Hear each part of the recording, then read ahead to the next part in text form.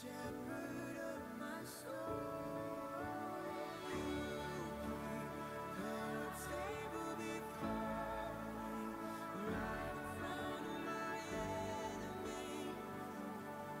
You're the shepherd of my soul. You lead me in the right direction, my comfort and my protection. You're the shepherd of my soul.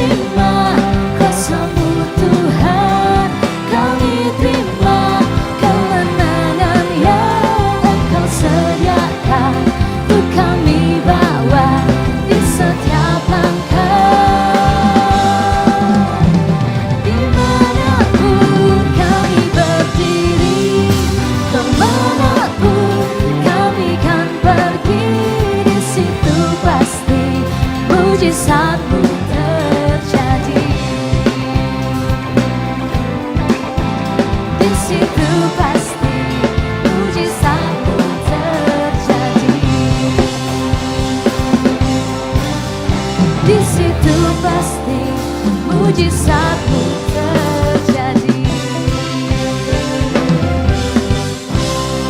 Haleluya. Shalom. Shalom umat Tuhan.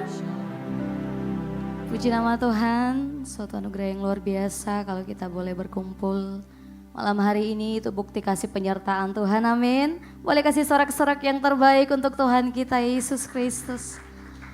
Haleluya. Saya yakin dan percaya kita semua punya kerinduan yang sama untuk lebih lagi dekat dengan Bapa, amin. Boleh sama-sama kita bangkit berdiri.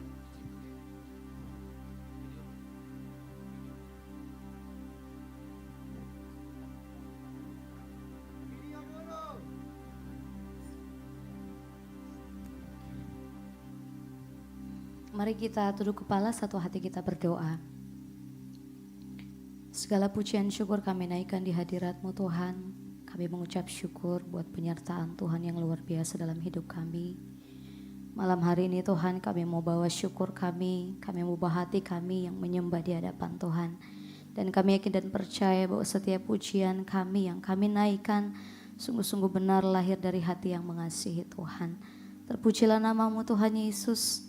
Ini hati kami, ini hidup kami, dan kami bawa di dalam nama Tuhan Yesus. Kami berdoa mengucap syukur, haleluya, amin. Silakan duduk kembali umat Tuhan.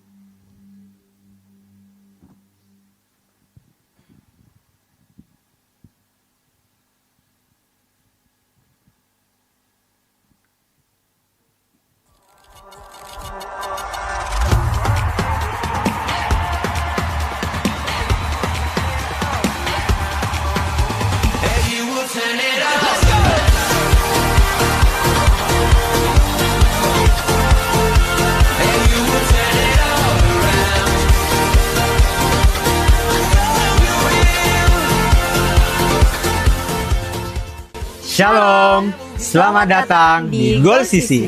Goal Sisi adalah komunitas yang memiliki visi terus-menerus mempersiapkan generasi terang yang siap dimanapun Tuhan tempatkan. Karena itu, fokus Goal Sisi adalah pemuridan, menanamkan nilai-nilai hidup yang sesuai firman Tuhan, agar jemaat siap menjadi terang Tuhan, baik di keluarga, di kampus, di marketplace, dan di masyarakat. Melalui Goal Kids, Ground, Playground, Fusion Ground, Fun Spot, Mesbah Keluarga, Pendalaman Alkitab, Fellowship, dan WBI. Semuanya dirancang untuk membentuk karakter dan kompetensi rohani generasi terang. Setiap bakat, talenta, dan waktu adalah berkat sekaligus tanggung jawab yang Tuhan berikan. Mari gunakan semuanya untuk memuliakan Tuhan dan menjadi berkat di mana kita diutus. Mari bergabung di Goal Sisi. Bersama-sama kita menjadi generasi terang dan menjadi saksi dan memenangkan jiwa bagi Tuhan.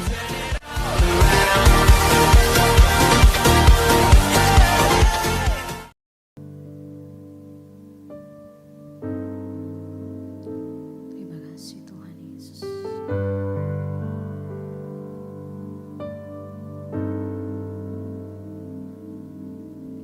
Bila ku buka mataku dan lihat wajah-Mu, ku terkagum bila ku lihat hidupku dan karya tangan-Mu. Ku tersanjung karena semua yang baik dalam hidupku, itulah karya-Mu. Kau beri kesempatan yang baru dan ku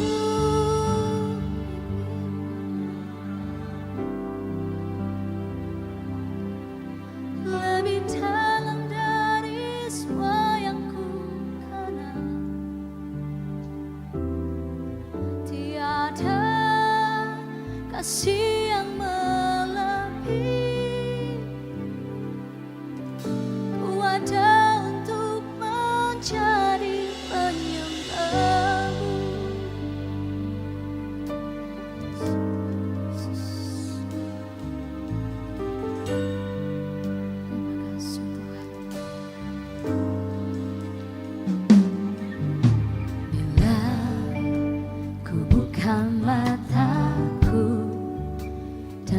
melihat wajahmu,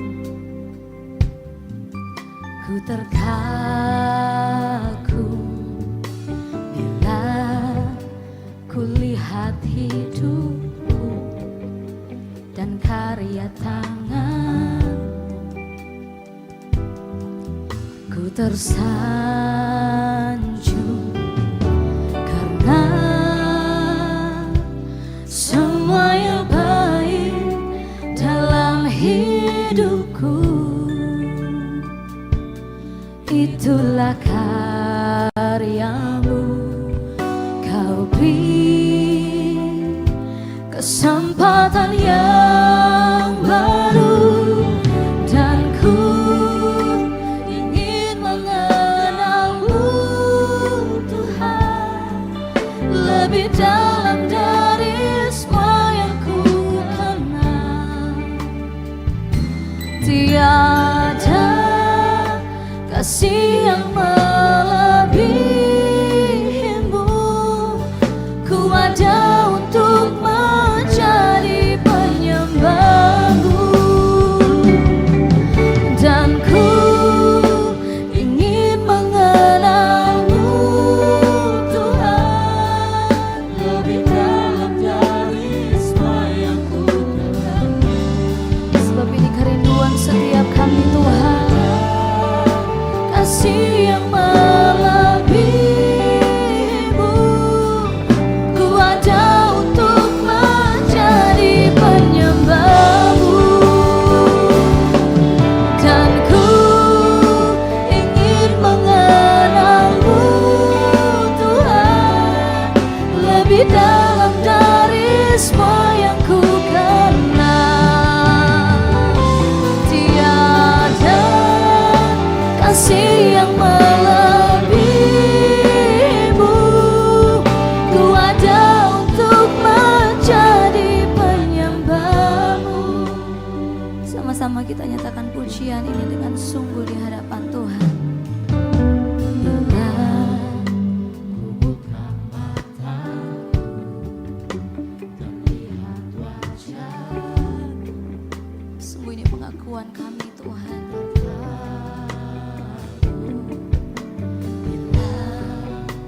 Kulihat hidupku dan karya tanganmu, ku tersanjung karena semua yang baik dalam hidupku. Katakan, itulah karyamu. Kau beri kesempatan yang baru, dan ku ingin mengenalmu Tuhan lebih dalam dari semua yang ku kenal. Tiada kasih yang melebihimu, ku ada untuk menjadi penyembahmu, dan ku ingin mengenalmu Tuhan lebih dalam dari semua yang ku kenal. Tiada kasih yang melebihimu, ku ada untuk menjadi penyembahmu, dan ku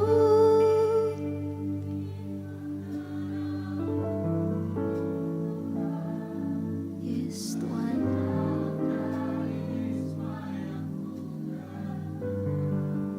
sungguh tiada kasih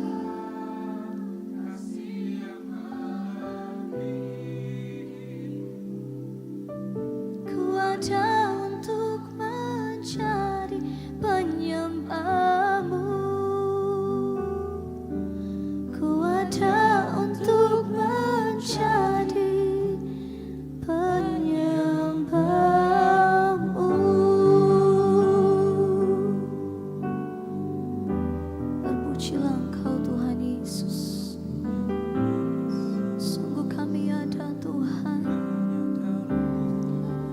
Kami ada semua karena anugerah-Mu. Sungguh kami ada semua karena kebaikan-Mu Tuhan. Kami rindu semakin dalam mengenal-Mu.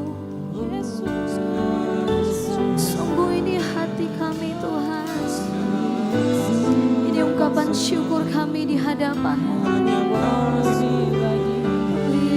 Yesus Tuhan,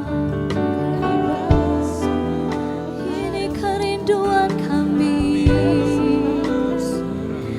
ini pengharapan kami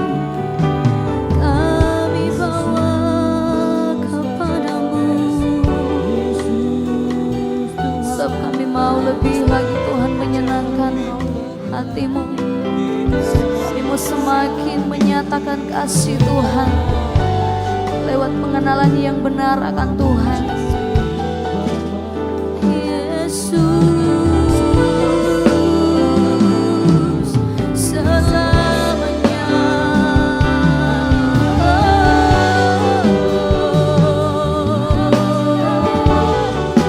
Segala pujian syukur kami, segala pujian bagi-Mu Tuhan.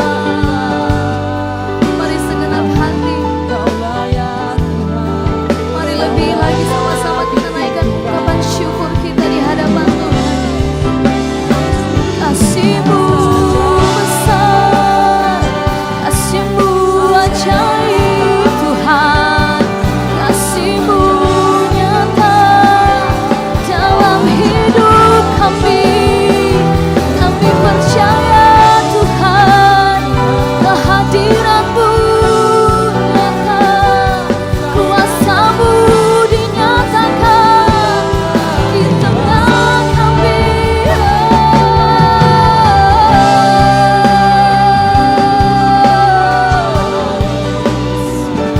Hadirat-Mu, hadirat-Mu menyimpan atas kami. Hadirat-Mu mengalir Roh Kudus. Biarlah hidup kami semakin menyenangkan hati-Mu Tuhan. Segala pujian, segala kemuliaan, segala hormat terus Tuhan, terus berkarya di hidup kami. Terus Tuhan menyertai setiap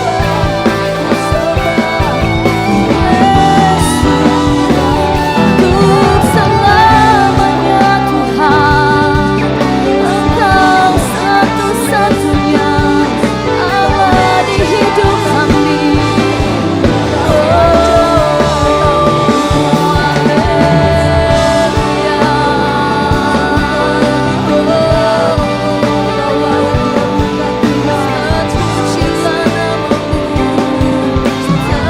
Terpujilah Engkau Tuhan.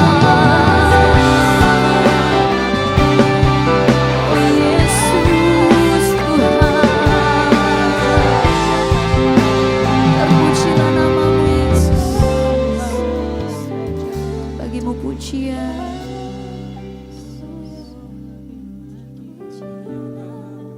Terpujilah Engkau Tuhan Yesus.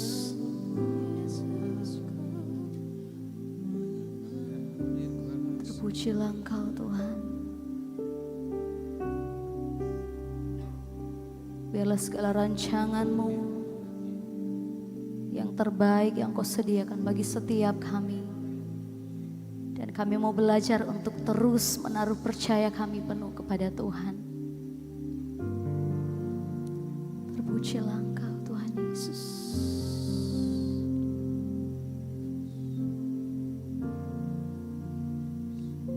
Bagi-Mu Tuhan seluruh hidupku, pakailah Tuhan bagi kemuliaan-Mu.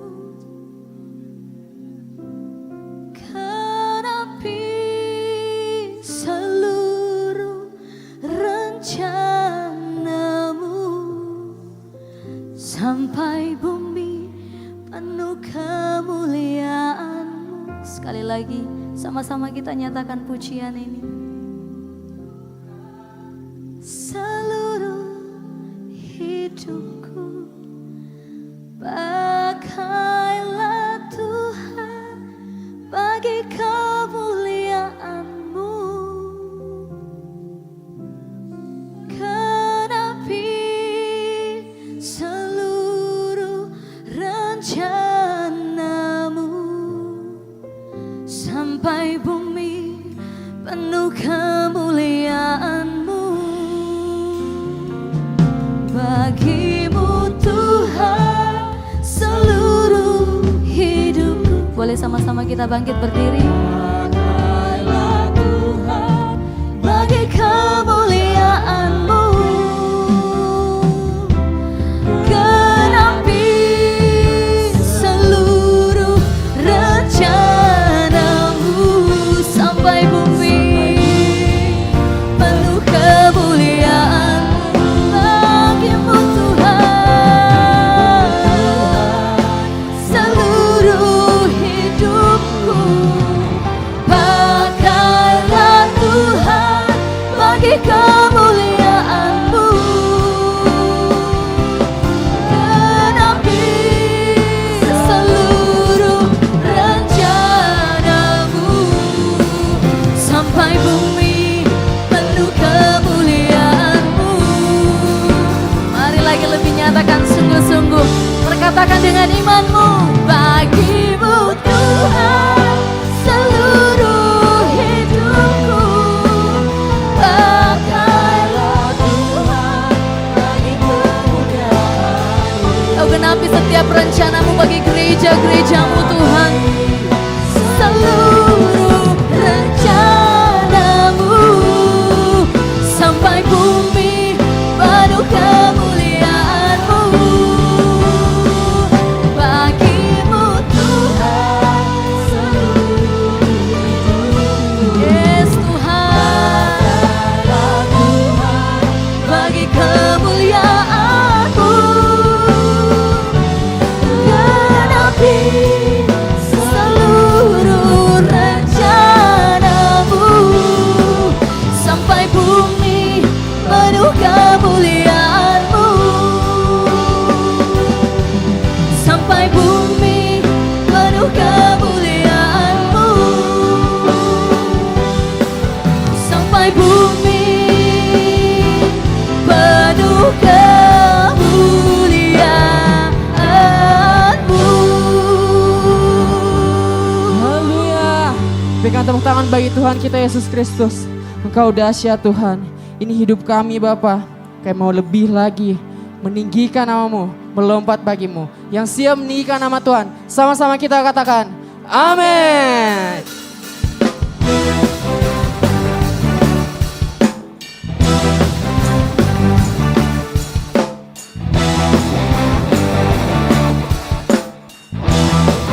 Sungguh Kau dahsyat dalam kehidupan kami Tuhan. Sama-sama kita bertepuk tangan bagi nama Tuhan kita. Sebab bersama Tuhan saja hidup kita takkan sama. Bersama Tuhan ada kemenangan. Amin. Sama-sama katakan, Kaulah satu-satunya sumber dari segalanya. Kau kebenaran yang selalu ku pegang. Kau keyakinan kami Tuhan. Amin. Bersinar terang Yesus Tuhanku yang berkuasa atasku. Hidupku takkan sama. Sebab kami tahu sungguh Tuhan anugerah-Mu bagi kami. Amin. Anugerah-Mu bagiku, hidupku takkan sama. Lebih lagi kita mau bertepuk tangan bagi nama Tuhan kita.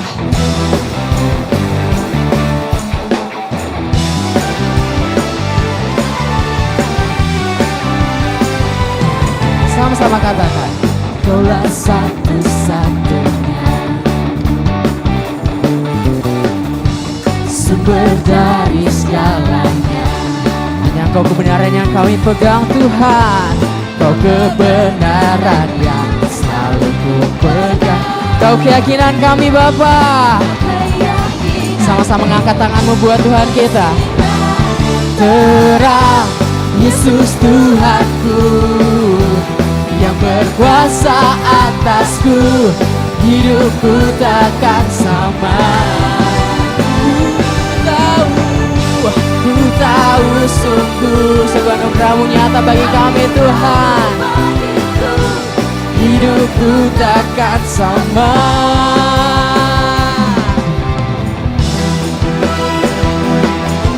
Sebab hanya Engkau yang kami percaya Tuhan. Sebab bersama-Mu kami takkan sama Tuhan. Sebab bersama-Mu terjadi kemenangan di hidup kami. Kaulah alasan untuk ku hidup, hanya menyenangkan-Mu. Mari sama-sama angkat tanganmu buat Tuhan. Sama-sama katakan, Kaulah alasan, yes, untuk ku hidup, hanya menyenangkan-Mu. Sekali lagi kita katakan buat Tuhan kita. Kaulah alasan untuk ku hidup, hanya menyenangkan-Mu.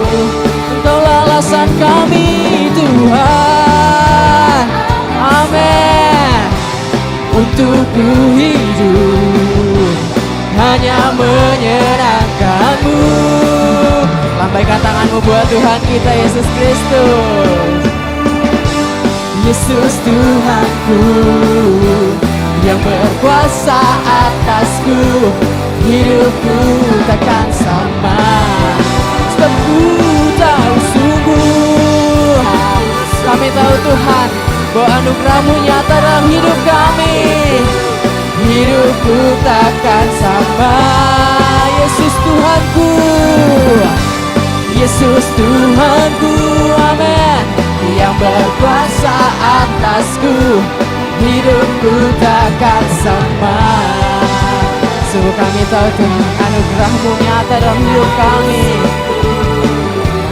Anugerah-Mu bagiku, hidupku takkan sama. Haleluya. Sungguh Kau dahsyat dalam hidup kami Tuhan. Hidup kami tak sama sejak berjalan bersama-Mu Tuhan. Berikan tepuk tangan sorak-sorai bagi Tuhan kita. Haleluya.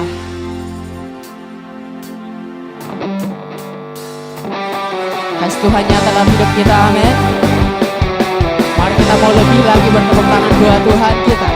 Kita mau lebih lagi meninggikan namanya. Sebab sungguh nyata kasih-Nya. Sebenarnya berlari, secerahnya matahari. Namun Kau yang terindah Tuhan. Namun Kau yang terindah, hanya Kau yang termegah. Hanya Kau yang termegah.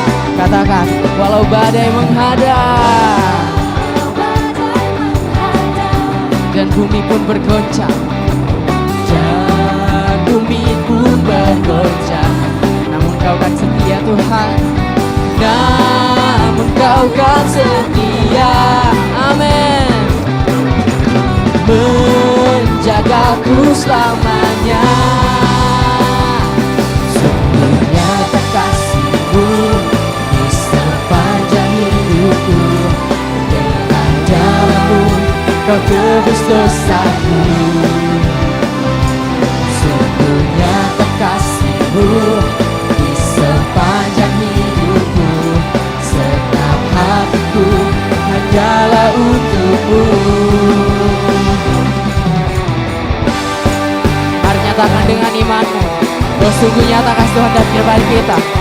Kita mau lebih lagi bersemangat buat Tuhan kita, amin. Sama-sama katakan, seindahnya pelangi, secerahnya matahari, namun hanya Kau yang terindah Bapa. namun Kau yang terindah, hanya Kau yang termegah Tuhan, hanya Kau yang termegah. Sama-sama katakan.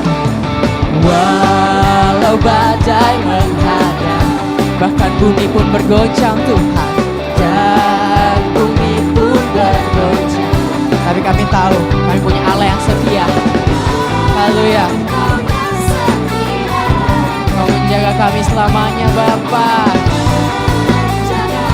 Sama-sama mengangkat tanganmu buat Tuhan kita. Sungguhnya kekasihku di sepanjang hidupku, dengan darahmu Kau tebus dosaku. Sungguh nyata di sepanjang hidupku, setiap hatiku hanyalah untukmu.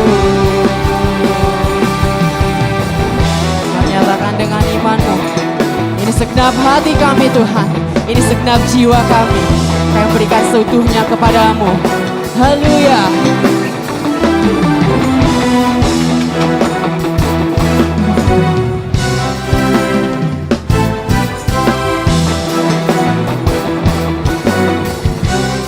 Sama-sama bertepuk tangan.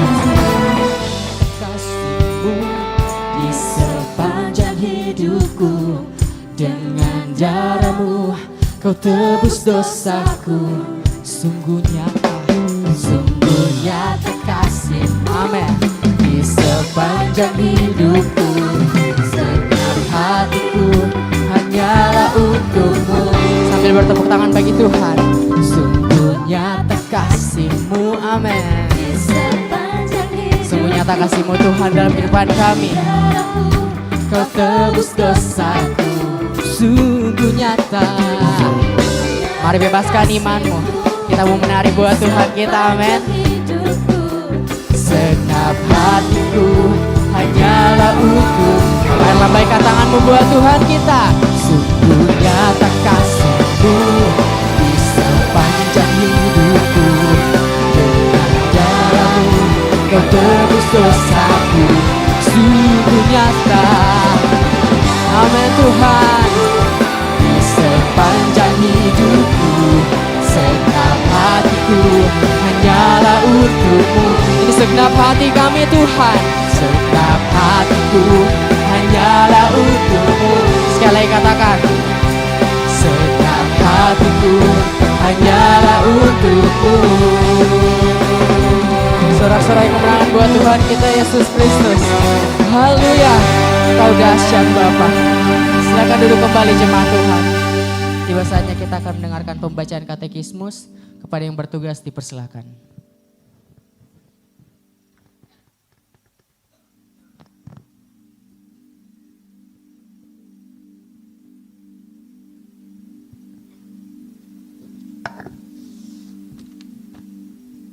Shalom jemaat Tuhan, selamat datang di GBO Ikumene atau Gold CC. Katekismus minggu ini terdapat satu pertanyaan yang sama dengan minggu lalu. Pertanyaannya akan saya bacakan dan jawabannya akan kita baca bersama-sama. Pertanyaannya, berikan contoh ajaran yang bertentangan dengan Trinitas. Mari kita baca bersama-sama jawabannya.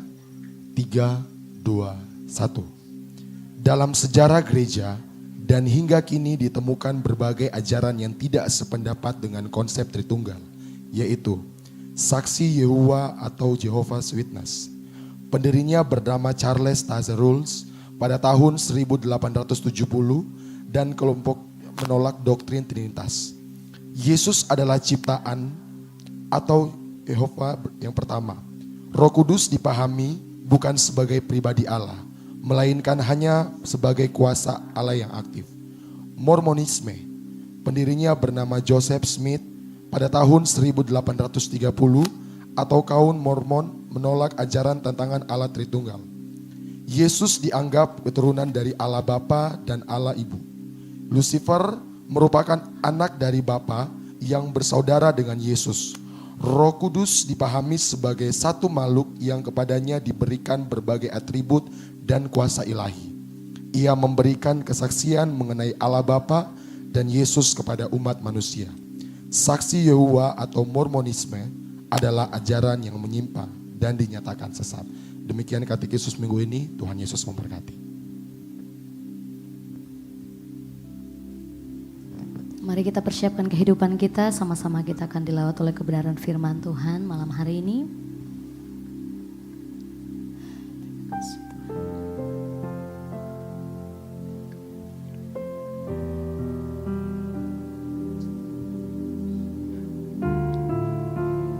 Kami mau memilih untuk tetap terus setia Tuhan, bahkan sampai akhir hidup kami. Kami mau sungguh-sungguh hidup mengasihi Tuhan. Sekalipun banyak badai, sekalipun mungkin saudara hidup di berbagai musim, namun kita percaya bahwa janji penyertaan Tuhan luar biasa, amin. Mari kita nyatakan pujian ini sebagai bentuk komitmen kita di hadapan Tuhan, supaya hidup kita sungguh-sungguh memprioritaskan Tuhan dalam kehidupan kita. Pujilah Engkau Tuhan. Ada saatnya yang ku alami, tak seperti yang aku ingini. Ku tetapkan hati untuk percaya.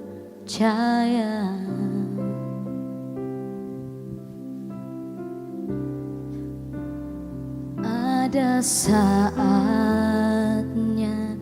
yang ku hadapi, seringkali aku tak mengerti. Ku memilih untuk tetap setia.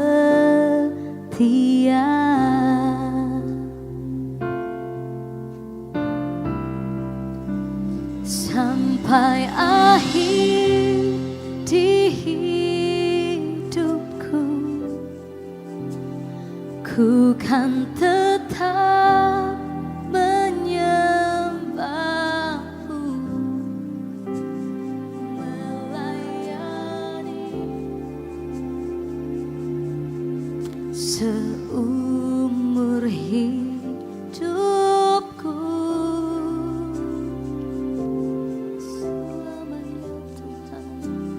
Sampai ku menutup mata, ku tetap mengasihimu. Biar kau dapati, ku hamba-Mu yang setia.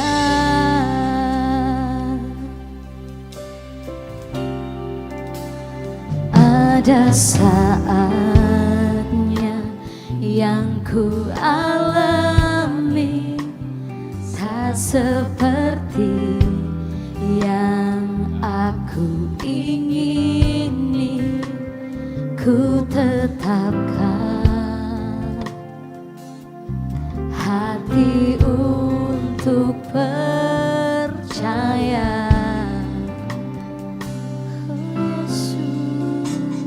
Ada saatnya yang ku hadapi, seringkali aku tak mengerti. Ku memilih untuk tetap setia.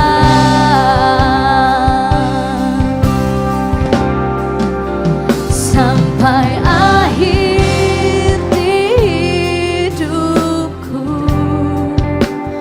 ku kan tetap menyembahmu,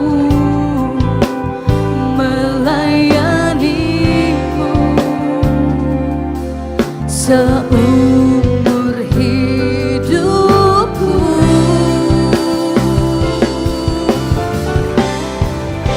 Sampai ku menutup mata, ku tetap mengasihimu. Biar kau dapati ku hambamu yang setia sampai akhir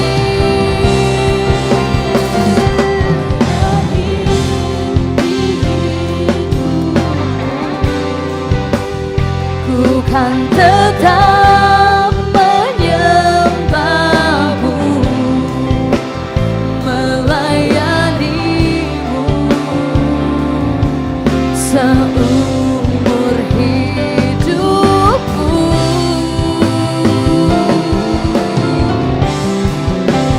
Sampai ku menutup mata, ku tetap mengasihimu.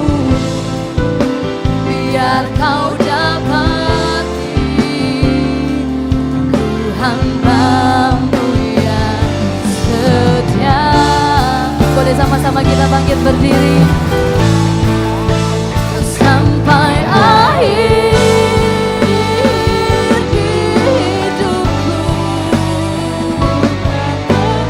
kami mau tetap menjadi penyembah-penyembah-Mu Tuhan, melayanimu seumur hidupku.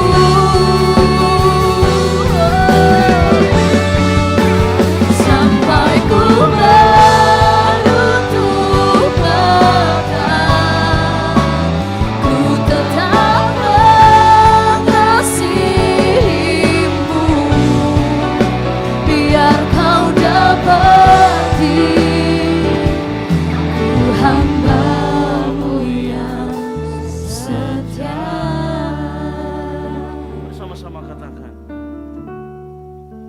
sampai akhir di hidupku, ku tetap menyembahmu. Katakan, melayanimu seumur hidupku. Katakan, sampai kami menutup mata, sampai ku menutup mata, ku tetap mengasihimu.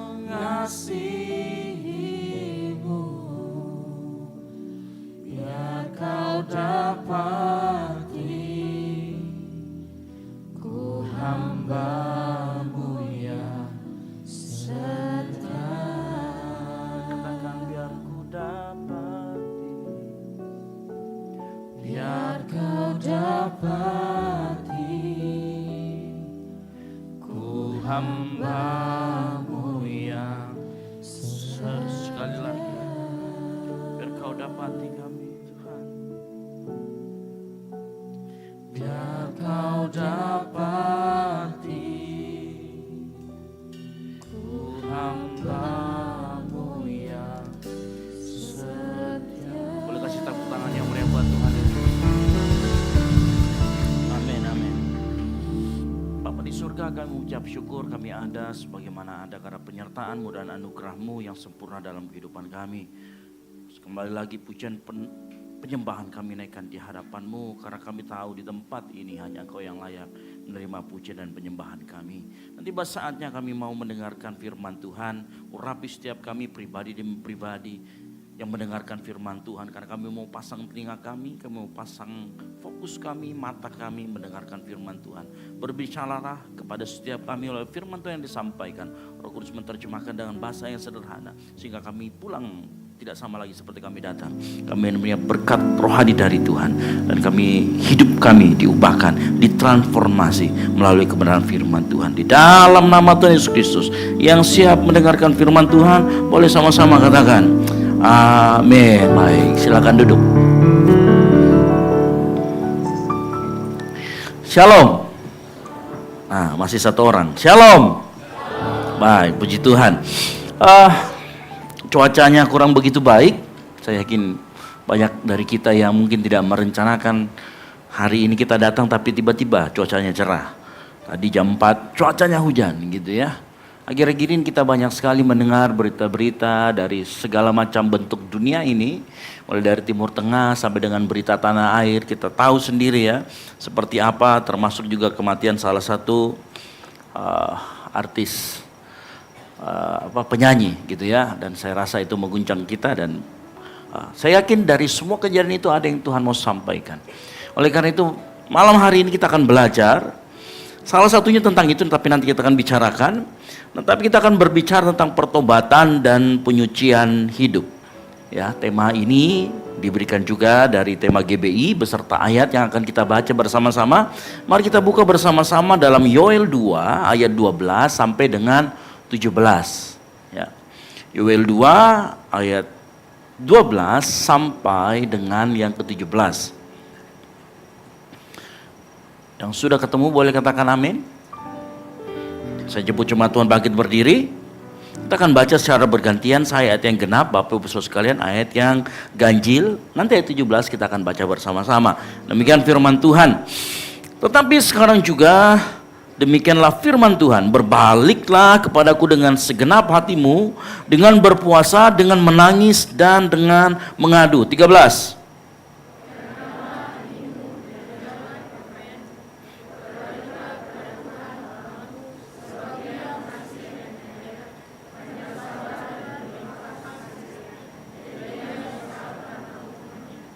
Siapa tahu mungkin ia mau berbalik dan menyesal dan ditinggalkannya berkat menjadi korban sajian dan korban curahan bagi Tuhan Allahmu. 15.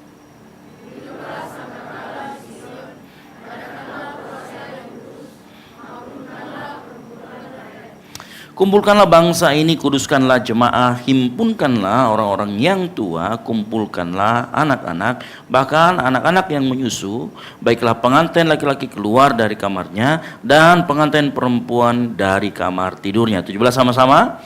Baiklah para imam, pelayan-pelayan Tuhan, menangis di antara balai depan dan mezbah, dan berkata, sayangilah ya Tuhan umat-Mu, dan janganlah biarkan milikmu sendiri menjadi celah, sehingga bangsa-bangsa menyindir kepada mereka. Mengapa orang berkata di antara bangsa, di mana Allah mereka? Amin. Silakan duduk. Berbahagialah orang yang mendengarkan firman Tuhan dan melakukannya dalam kehidupan sehari-hari. Nah, kalau kita melihat ya apa yang barusan kita baca, ini semua menarik. Karena ini adalah seruan untuk pertobatan. Sama-sama katakan seruan untuk pertobatan. Ya. Saya akan ceritakan sedikit latar belakang mengenai apa yang terjadi di ayat ini. Jadi secara sejarah beberapa penafsir sepakat bahwa kitab Yoel itu ditulis pasca pembuangan. Memang ada dua versi. Ada yang ditulis sebelum pembuangan dan ada yang mengatakan ditulis setelah pembuangan.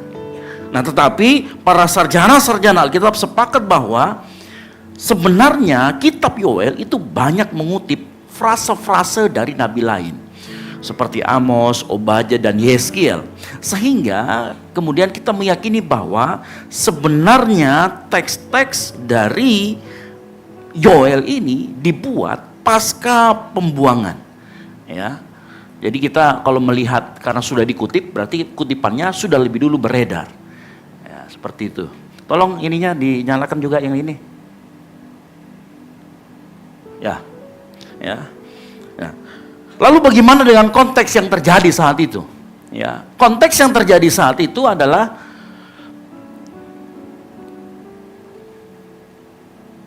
kursornya dikembalikan lagi, ya. Ya, apa yang terjadi saat itu? Nah, bangsa Yehuda waktu itu mengalami yang namanya bencana alam yang menghancurkan ekonomi dan juga menghancurkan kehidupan mereka dalam berbangsa dan bernegara. Kenapa? Nggak punya apa-apa. Ya. Dan kalau kita mau tahu yang terjadi pada masa itu, hasil bumi itu dijadikan untuk korban sajian dan korban curahan. Nah, karena hasil buminya tanahnya kering, ada bencana alam di sana, maka ibadah juga mereka terganggu. Karena tidak ada lagi korban-korban yang mau dipakai untuk korban sajian dan korban curahan. Apa yang menimpa mereka itu pertama ada belalang, lalu kemudian ada kekeringan. Nanti kalau baca di pasal 1, itu menceritakan tentang kehancuran total. Ladangnya habis, gandumnya lenyap, dimakan sama belalang, anggur kering. Akibatnya apa? Sukacita pun ikut hilang. Nah, ini yang terjadi.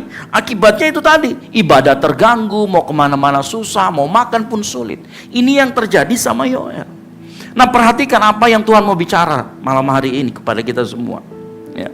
Nah, kita biasa melihat peristiwa-peristiwa dalam kehidupan kita itu hanya di permukaannya saja.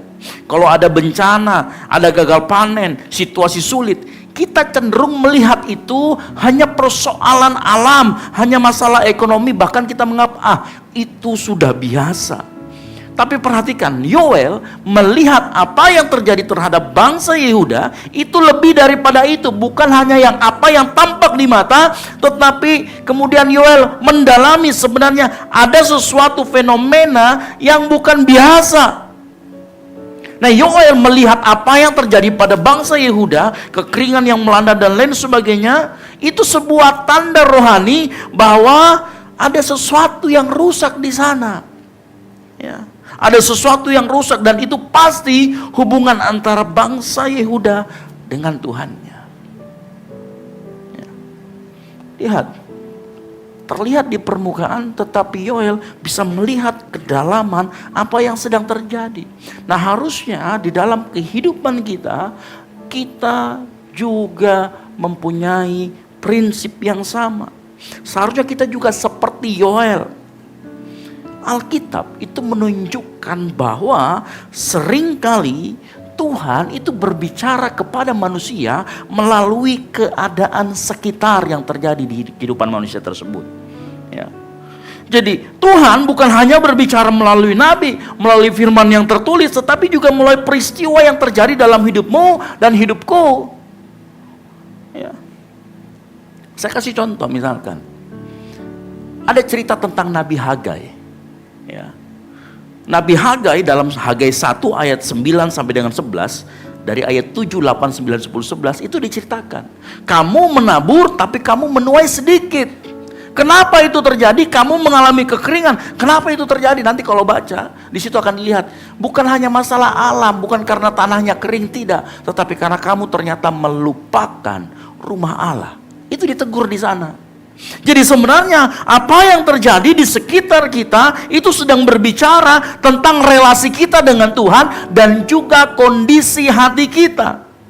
Jadi dalam Tuhan mendidik manusia, seringkali Tuhan mendidik manusia berbicara kepada manusia dengan bahasa nonverbal.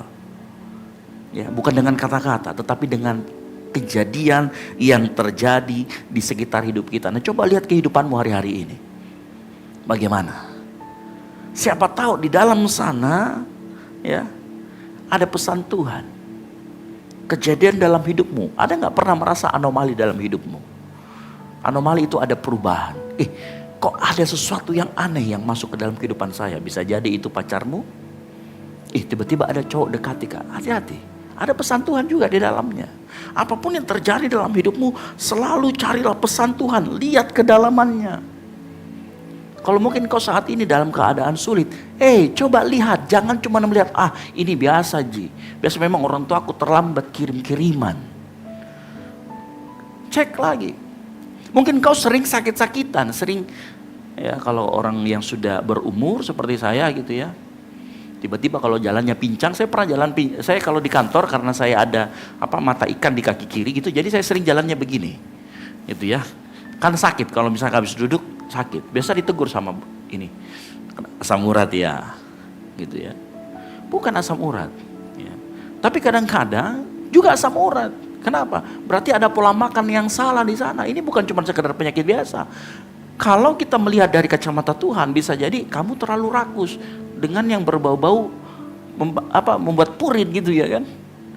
Bisa jadi seperti itu. Nah, kadangkala ada pesan Tuhan yang disampaikan kepada kita secara umum. Ada pesan Tuhan yang disampaikan secara kita secara pribadi. Dalam setiap kehidupanmu akan ada selalu pesan Tuhan yang disampaikan seperti itu. Contoh, kita sudah dengar banyak sekali berita-berita perang, betul ya? AS, Iran dan lain sebagainya. Itu pesan Tuhan untuk kita secara umum. Bisa jadi dan mungkin saja benar, dan saya rasa benar bahwa akhir zaman sedang digenapi. Itu secara umum buat kita semua. Tetapi ada pesan-pesan Tuhan yang Tuhan mau sampaikan secara pribadi melalui hidupmu dan hidup saya. Dan itu terjadinya di lingkungan kita, di circle satu kita, di ring satu kita. Ada pesan Tuhan yang kau harus terima secara personal melalui kejadian-kejadian di hidupmu. Karena tidak ada kebetulan di dunia ini. Tuhan gak iseng kamu datang ke tempat ini juga. Tapi pada saat kau mendengarkan firman Tuhan nanti, itu juga ada pesan Tuhan di dalamnya.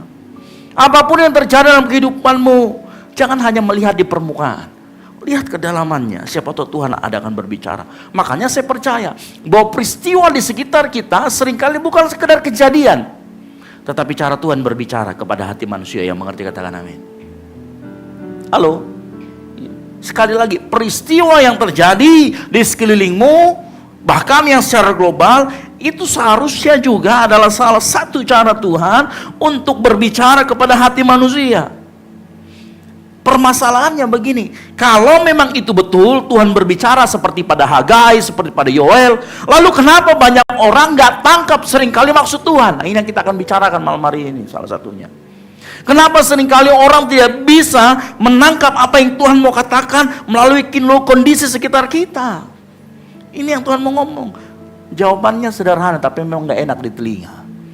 Jawabannya adalah karena seringkali kita gak peka, alias tidak punya kepekaan rohani. Betul apa betul? Karena saya yakin dan percaya sampai detik ini Tuhan masih ngomong pada setiap pribadi yang hadir di ruangan ini. Tapi kadangkala ada dua kemungkinan, kita nggak mau dengar atau memang kitanya yang kurang peka. Kita sudah dengar tapi kita mengeraskan hati, atau yang kedua itu tadi kita sama sekali nggak dengar. Oh, saya nggak ngerti kak, saya masih tulalit, masih loading terus. Ya. Banyak orang melihat peristiwanya sebagai kebetulan, nasib buruk, tetapi nggak pernah coba bertanya, Tuhan, kamu mau ngomong apa? Kadangkala kalau kita dapat door prize atau kita terjadi sesuatu yang diputusin pacar, ya kan, dan lain sebagainya, kita hanya bereaksi secara emosional. Ada kadang senang, ada kadang sedih. Tapi pernah nggak bertanya dalam hatimu, Tuhan, apa yang Engkau mau ngomong sama saya? Apa yang Kau ingin singkapkan kepada saya? Jangan cuma sekedar bereaksi secara emosional, tapi pernah nggak kita bertanya seperti itu? Nah, kalau kita bertanya seperti itu, maka nanti akan muncul, Tuhan akan berbicara di sana. Nah, Alkitab sering menekankan pentingnya yang namanya kepekaan rohani. Sama-sama ngomong kepekaan rohani. Yang keras, 3, 2, 1, kepekaan rohani. Orang yang peka rohaninya, dia akan belajar melihat hidup bukan hanya secara apa yang fisik terlihat di mata atau secara emosional responnya, tetapi orang yang betul-betul peka rohaninya, belajar hidup peka rohaninya, dia juga akan melihat sesuatu dengan hati yang terbuka kepada Tuhan. Karena itu dengar baik, kepekaan rohani itu harus dilatih dengan disiplin rohani. Kecuali kamu dapat indera keenam, ya, bisa lihat apa, tapi saya yakin jarang. Kepekaan rohani harus sesuatu yang harus dilatih dan punya disiplin rohani. Dan kepekaan rohani dilatih melalui kedekatan dengan firman Tuhan dan kehidupan yang terus berjalan bersama dengan Allah. Saya ulangi, kepekaan rohani dibangun saat engkau mendengarkan firman Tuhan atau membaca firman Tuhan. Sama seperti telinga musisi. Ya, musisi itu telinganya tahu, oh ini habis ini chordnya lari ke sini. Kenapa? Karena dia sudah lama berlatih dengan musik, lalu kemudian dia jadi peka terhadap nada. Boleh tanya sama Anjar. Anjar ini saya mainkan satu main keyboard, dia sudah tahu chordnya lari kemana. Ya, jago memang. Kenapa? Sudah peka, punya peka dan itu dilatih. Demikian juga orang percaya, semakin kita mau melatih diri, disiplin rohani, mengenali cara Tuhan berbicara, kita akan semakin peka. Dan itu dilakukan, sayangnya banyak orang mau peka dengar suara Tuhan, tetapi banyak orang mengabaikan firman Tuhan. Baik Alkitab maupun saat firman Tuhan disampaikan. Buktinya, masih ada juga yang scroll-scroll WhatsApp-nya. Mau kayak makan apa habis ini? Engkau melewatkan firman Tuhan, saudaraku, halo. Bilang kau bukan di saya. Halo. Gimana kita mau peka dengar suara Tuhan kalau kita mengabaikan firman Tuhan? Di depan kita ada Alkitab, di handphone kita ada Alkitab, tapi pada saat Alkitab itu ada, kita lebih milih scroll doom. Scrolling, IG, TikTok, dan lain sebagainya. Firman Tuhan disampaikan, kita janjian dulu mau makan apa habis ini kah, Lazuna kah, Golki kah, ada semua di BTP ini, bos. Ya. Yang viral-viral itu ada semua, roti gembul kah, apakah?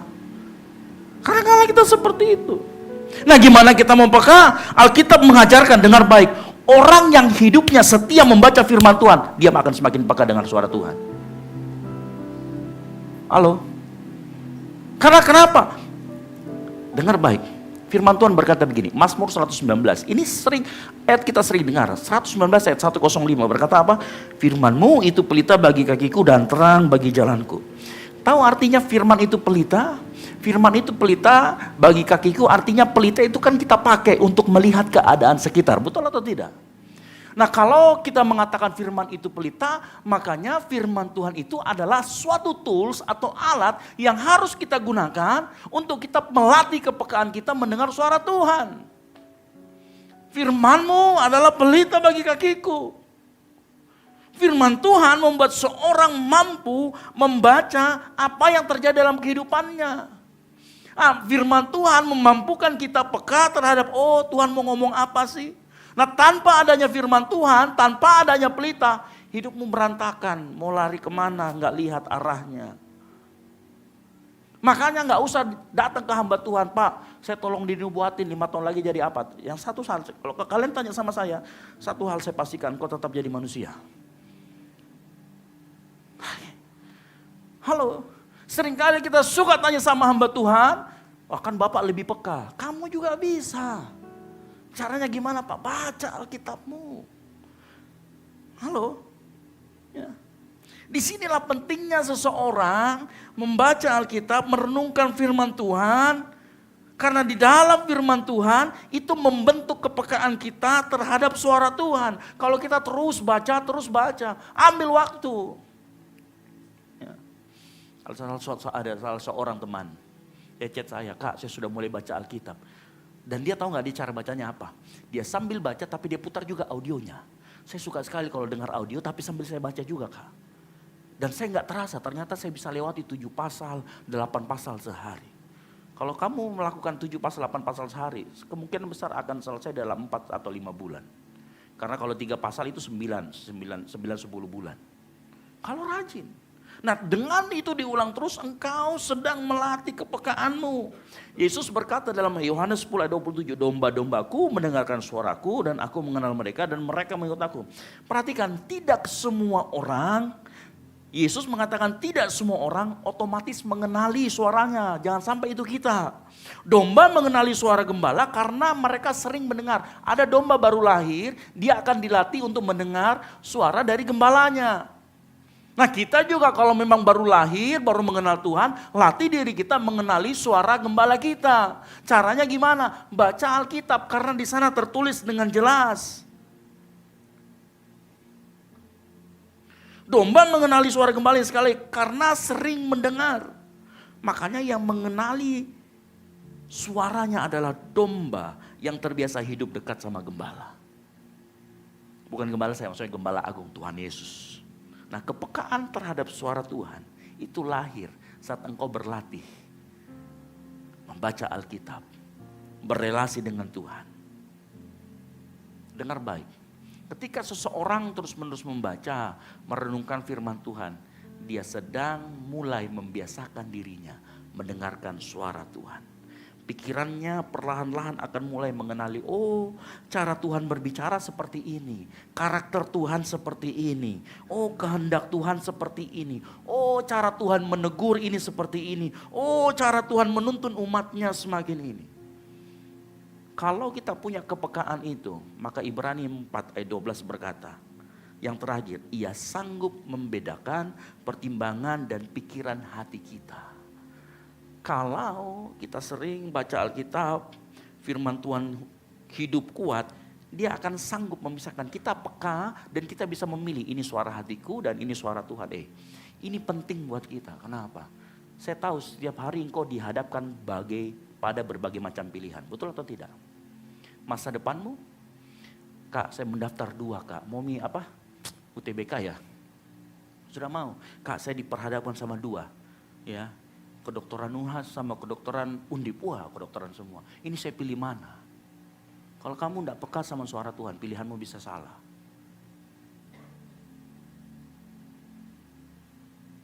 Halo? Jangan manja cari pendeta, Pak. Tolong dong, kasih tahu saya di kedokteran mana, kalau saya tak lotre saja. Berdasarkan suara Tuhan, kamu pilih UNHAS. Siapa suruh nanya sama saya, kan gitu. Kita harus melatih kepekaan kita. Halo? Ya. Kalau kita melatih itu, maka kita sanggup membedakan yang mana kehendak Tuhan, yang mana ego kita, yang mana pikiran kita. Ya. Artinya dengan baik. Firman Tuhan bukan hanya memberi pengetahuan, tetapi mempertajam hatimu sehingga orang mampu membedakan mana suara Tuhan dan mana kehendakmu sendiri. Makanya jemaat yang dikasih Tuhan, dengar baik.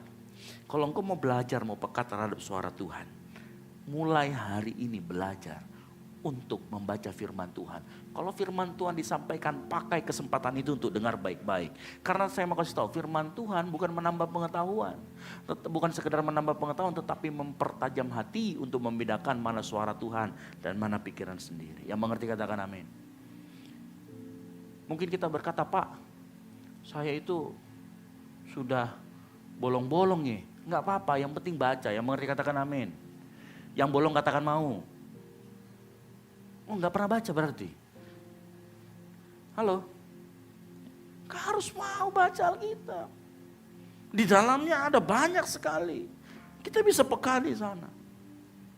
Ya, kita kembali ke Yoel ya. Nah, ini yang dilakukan Yoel. Dia melihat masalah, bencana alam dan lain sebagainya, bukan hanya sekedar masalah bencana alam, bukan sekedar masalah demografi, sosiologis. Ada sesuatu yang Tuhan mau ngomong di dalamnya. Yoel waktu dia tahu, oh ini bicara tentang belalang, tetapi dia tidak hanya melihat belalangnya ada di pasal 1, tetapi Yoel berkata, ini kayaknya panggilan untuk bertobat. Nah, dengar baik. Kadang dalam hidup kita, Tuhan bisa panggil kita bertobat dengan kejadian yang tidak menyenangkan. Dan seringkali seperti itu.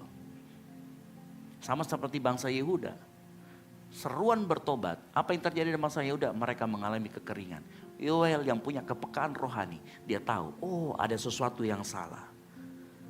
Ya. Bagi orang yang berjalan dekat seperti dengan Tuhan seperti Yoel. Ya, gak ada hidup yang kebetulan. Dia tahu, ini Tuhan mau bicara. Ini Yoel. Nah kita akan lanjut. Kalau kita melihat konstruksi ayat dari apa yang kita baca di dalam Yoel 12, maka kita mengerti sebenarnya Yoel 12 ayat yang Yoel 2 ayat yang ke-12 sebenarnya itu adalah seruan untuk bertobat. Lalu kemudian ayat 13 sampai dengan 17 adalah drop down atau rinciannya. Apa yang harus dilakukan dan efeknya apa. Makanya kita akan bahas dari Yoel 2 ayat 12. Dikatakan begini, tetapi sekarang juga, sama-sama katakan sekarang juga. Lebih keras, 3, 2, 1. Sekarang juga. Tahu artinya kata sekarang juga? Cepat-cepat kok bos. Sekarang, ayo, segera pada kesempatan pertama. Nggak ada lagi kata nanti saja, nanti kalau udah siap, tunggu, nggak ada. Artinya apa? Pertobatan harus segera, yang mengerti katakan amin. Pertobatan harus segera. Tetapi saya tahu, kita manusia punya kebiasaan yang unik. Suka menunda-nunda. Yang betul katakan betul. Ya nggak apa-apa, tersinggung lah. Kalau kau dengar firman Tuhan, kau nggak tersinggung, berarti kau sedang main handphone. Ya. Halo? Manusia punya kebiasaan buruk menunda. Saya mau kasih tahu, pertobatan nggak boleh ditunda. Kenapa? Ini penting buat kita akan belajar. Ada 3 poin yang sering kali membuat kita menunda pertobatan. Yang pertama, penyebab orang sering menunda pertobatan karena merasa masih punya banyak waktu. Kita berpikir seringkali, wah hidupku masih panjang, apalagi di sini kan rata-rata masih muda. Hidupku masih panjang, umurku masih 20-an. Ya kalau kata Alkitab kan masih 70 tahun. 50 tahun lagi masih hidup, dengar baik. Yakobus 4 ayat 14 berkata apa? Kamu tidak tahu apa yang akan terjadi besok. Apakah arti hidupmu? Hidupmu sama seperti apa? Uap yang sebentar saja kelihatan lalu lenyap. Ada yang bisa tahu? 1 jam dari sekarang apa yang akan dia lakukan? Hampir dari kita nggak tahu. Sejam kemudian saya akan bikin apa? Karena memang kontrol waktu tidak ada di tangan kita. Kita nggak akan pernah tahu apa yang terjadi 1 jam, setengah jam ke depan. Gambaran uap itu dikatakan dia muncul lalu hilang. Gambaran uap itu dipakai untuk menunjukkan betapa engkau hidupmu itu singkat dan rapuh. Bukan hanya, kalau uap kita kasih begini-begini hilang itu, betul tidak? Ya, ditiup aja, hilang itu uapnya. Kenapa? Menunjukkan betapa engkau rapuh dan betapa engkau singkat. Nah, manusia sering menunda karena merasa masih punya banyak waktu, padahal tidak tahu kapan akan berakhir. Padahal kita ini semuanya marganya Simatupang, siang malam tunggu panggilan. Ya. Kita marganya semua Simatupang. Kita nggak akan tahu. Tidak ada yang menjamin kita masih memiliki kesempatan besok, minggu depan, 10 tahun. Makanya Alkitab dan firman Tuhan tadi mengatakan sekarang, hari ini juga pada saat engkau dengarkan firman, bertobat. Itu intinya. Ya. Nah, Mazmur 90 ayat 12 berkata, ajarlah kami menghitung hari-hari sedemikian hingga kami beroleh hati yang bijaksana. Nah, orang yang punya kebijaksanaan rohani, dia akan memiliki kesadaran bahwa hidupnya terbatas. Nah karena dia tahu hidupnya terbatas, dia nggak akan mau menunda-nunda apa hal-hal yang penting. Apalagi masalah pertobatan. Ya. Tapi kita ini anehnya suka menunda. Kecuali jadwal tiket pesawat, nggak mau ditunda. Betul atau tidak? Halo? Siapa yang di sini mau pergi ke bandara ditunda? Maaf, penerbangan Anda di-delay 2 jam. Pasti semua, Halo? Kalau pertobatan bagaimana? Karena kadang kita suka tunda-tunda pertobatan. Saya mau kasih tahu ya, pada saat kita menunda pertobatan, bukan Tuhan itu nggak sabaran. Halo? Bukan Tuhan gak sabaran karena dikatakan Tuhan itu panjang sabar, kasih setia melimpah. Ketika seseorang menunda pertobatan bukan urusan dengan Tuhan yang bermasalah juga. Tetapi hati kita yang kemudian nanti bisa lama-lama terbiasa dengan dosa. Makanya engkau kalau saat ini dengar firman Tuhan, bertobat. Jangan tunda-tunda karena nanti engkau akan terbiasa dengan dosamu. Hal yang dahulu membuat kita gelisah karena kita bikin dosa, karena kita tunda-tunda mau bertobat, lama-kelamaan, dari coba-coba kok nyaman. Akhirnya apa? Kecanduan. Akhirnya apa? Hatimu menjadi tumpul karena menunda-nunda pertobatan. Ibrani 3:15 berkata, tetapi apabila pernah dikatakan pada hari ini, jika kamu mendengar suaranya, jangan keraskan hatimu seperti dalam kegeraman. Perhatikan kata hari ini. Hari ini, sekali lagi, bukan karena Tuhan gak sabar, tetapi karena Tuhan tahu saat kamu menunda-nunda pertobatanmu, engkau akan terus hidup dalam dosa.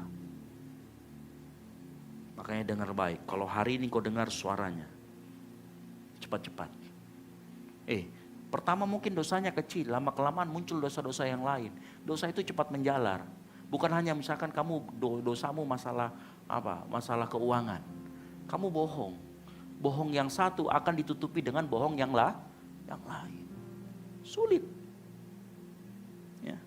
Nah saya ini pakai sepatu kadang karena tadi punya apa? Punya mata ikan di telapak bawah di sebelah kiri. Karena saya biarkan, ternyata itu merubah cara saya jalan. Dan karena merubah cara saya jalan, jadi di kaki saya muncul lagi mata-mata ikan yang lain. Bukan ikan, di kaki saya ada ikan, bukan ya. Jadi kayak ada kapalan begitulah. Kapalan yang bikin saya sakit kalau jalan. Itu muncul yang lain. Kenapa? Saya biarkan. Sama dengan dosa, akan terjadi seperti itu. Ketika Tuhan menegur hati, terus manusia bilang nanti saja. Ketika firman Tuhan disampaikan menyentuh hati, kau bilang aduh belum waktunya. Akhirnya apa? Disitulah muncul yang namanya kata nanti saja. Dan muncul apa? Hatimu mulai mengeras. Ya. Karena kita menunda-nunda pertobatan. Dan saya mau kasih tahu, bukan kamu yang mengendalikan hidupmu, bukan kamu yang mengendalikan apa yang terjadi besok. Kalau kamu tunda-tunda sekarang, kita nggak pernah tahu besok kita kenapa. Alkitab berkata dengan jujur bahwa kita tidak memiliki kendali penuh atas hidup kita. Makanya jangan sering tunda-tunda sesuatu. Kalau itu masalah pertobatan, segera bertobat. Yang mengerti katakan amin. Yang kedua, kenapa orang menunda pertobatan? Karena ternyata dosa itu nyaman. Saya ulangi, kenapa dosa itu nyaman? Ini menyebalkan tapi jujur ya. Masalah dosa itu bukan orang enggak tahu. Dia tahu itu dosa kok. Judul itu dosa. Tapi kenapa orang ada kecanduan? Ya, karena dia merasanya nyaman di sana. Kenapa dosa pornografi orang suka? Karena dia merasa nyaman di sana. Halo? Orang tahu itu salah, tetapi dia tunda karena dia suka kenikmatannya. Karena dosa datang tidak dengan wajah yang menyeramkan seperti genderuwo. Dosa sering datang dengan rasa yang memuaskan, dengan rasa yang menyenangkan, membuat nyaman. Saya tahu dari mana, perhatikan ayat ini, Ibrani 11 ayat 24 dan 25. Karena iman maka Musa setelah dewasa menolak disebut anak putri Fir'aun karena ia lebih suka menderita dengan sengsara dengan umat Allah daripada apa? Untuk sementara menikmati kesenangan dari dosa. Oh ternyata dosa itu bikin kita senang. Tapi disitulah jebakan Batman-nya. Kalau kita terus menunda-nunda pertobatan, akibatnya bisa panjang bos. Dengar baik-baik. Ya, kenapa? Dosa datang dengan tipu daya. Ibrani 3 ayat 13 berkata supaya jangan ada di antara kamu yang menjadi tegar hatinya karena tipu daya dosa. Dosa bekerja dengan cara sangat halus. Dia masuknya kecil tapi kemudian bisa-bisa dia akan menguasai kita. Dosa gak berkata dosa. Tasya ayo, ini dosa yang ngomong ya. Ayo kita hancurkan hidupmu yuk. Enggak, dosa gak gitu. Dia akan mulai dengan hal yang kecil. Lalu kemudian kita bilang, kayaknya enak ya. Diajak bertobat, nanti pi. Belum waktunya, masih muda kak. Ya. Ini orang yang sering menunda pertobatan seperti itu. Diajak ke gereja, masih ada di hari Minggu depan. Baik kalau masih ada hari Minggu. Ya. Halo, kita sering kali seperti itu. Masalahnya begini loh. Semakin lama orang tinggal di dalam dosa dan dia memberi ruang kepada dosa, perlahan-lahan sebenarnya kebebasanmu sedang diambil oleh dosa. Kenapa?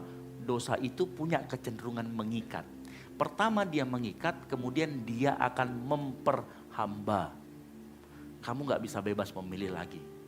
Orang yang kecanduan, contoh pornografi, obat-obatan.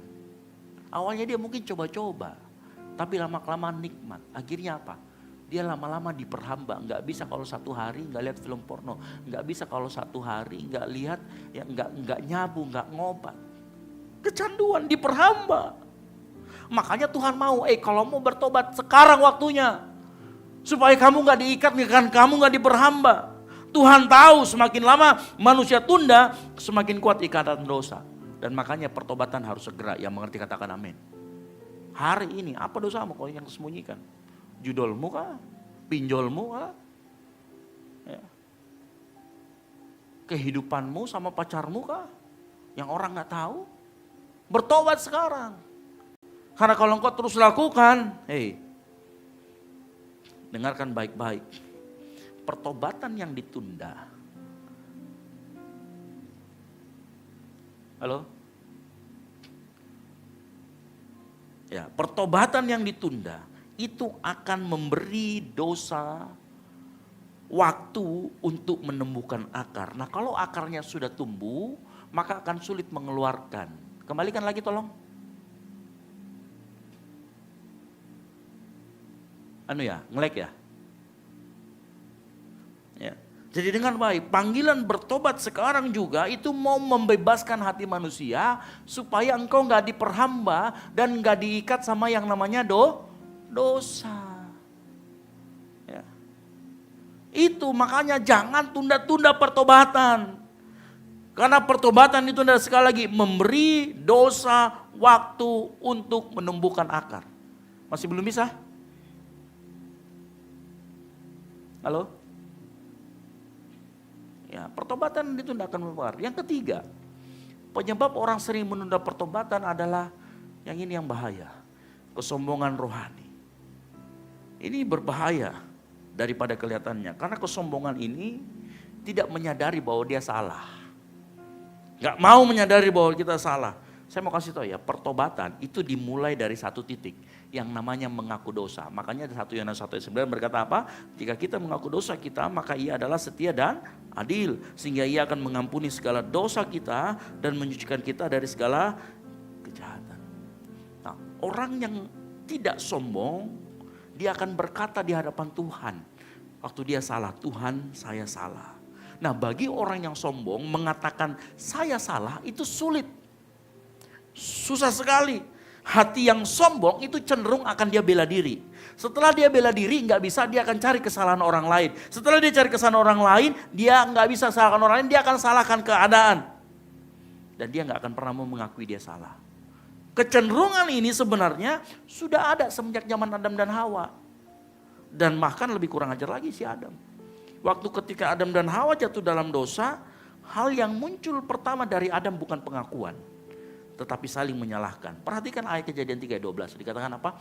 Perempuan yang kau tempatkan di sisiku. Satu kalimat ini menghajar 2 oknum. Dia salahkan 2 orang. Siapa? Satunya Hawa, satunya Tuhan. Tuhan berani disalahin loh. Halo? Tapi ini kebalikannya ya. Apapun yang terjadi dalam kehidupanmu, jangan seperti Adam. Adam ini keadaannya memburuk. Dan dia menyalahkan orang lain plus Tuhan. Ini pola dosa. Artinya kalau kita gak mau berdosa, jangan pernah salahkan Tuhan atas apa yang terjadi dalam kehidupanmu. Karena saya yakin Tuhan mengerjakan sesuatu yang baik dalam hidupmu. Ini pola dosa. Perempuan yang kau tempatkan, ini cara kerja kesombongan. Nah, kesombongan itu akan berusaha mempertahankan citra dirinya. Seringkali bahkan memutar balikan kenyataan supaya dia tidak mau karena dia nggak mau mengakui kesalahannya. Ya. Makanya dengar baik, pertobatan selalu berkaitan dengan yang namanya kerendahan hati. Karena itu titik masuknya, itu pintu masuknya. Amsal 28 ayat 13 berkata apa? Siapa yang menyembunyikan pelanggarannya tidak akan beruntung, tetapi siapa mengikutinya dan meninggalkannya akan disayangi. Ada 2 kasus di sana.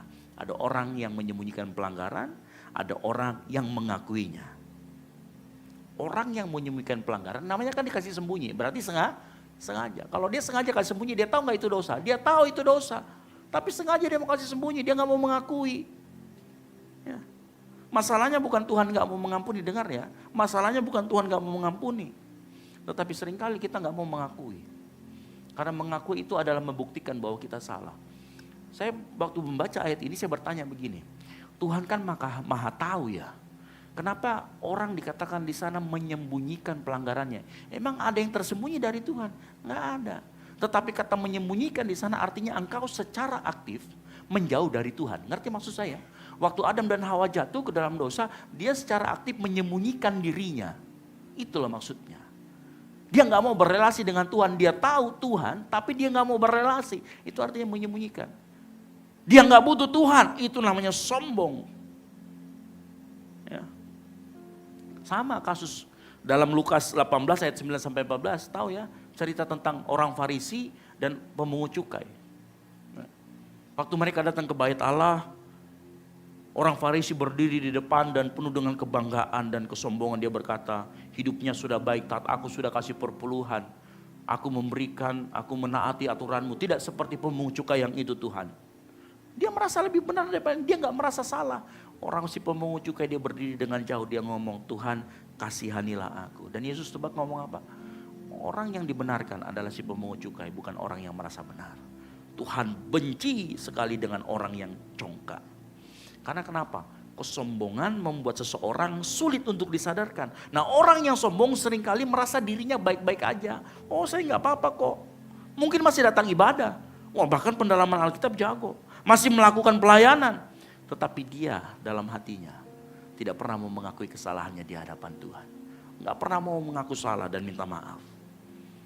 Orang yang nggak rendah hati. Ini bahaya. Kerendahan hati itu pintu. Kalau nggak rendah hati, kamu menutup pintu itu. Disinilah kita melihat sebenarnya ada hubungan yang erat antara pertobatan dan kerendahan hati. Kerendahan hati membuat kita mau masuk pintu pertobatan. Sebaliknya orang yang sombong nggak akan pernah bisa lihat pintu pertobatan. Makanya Tuhan saking sayangnya sama kita, dia benci sekali sama kesombongan.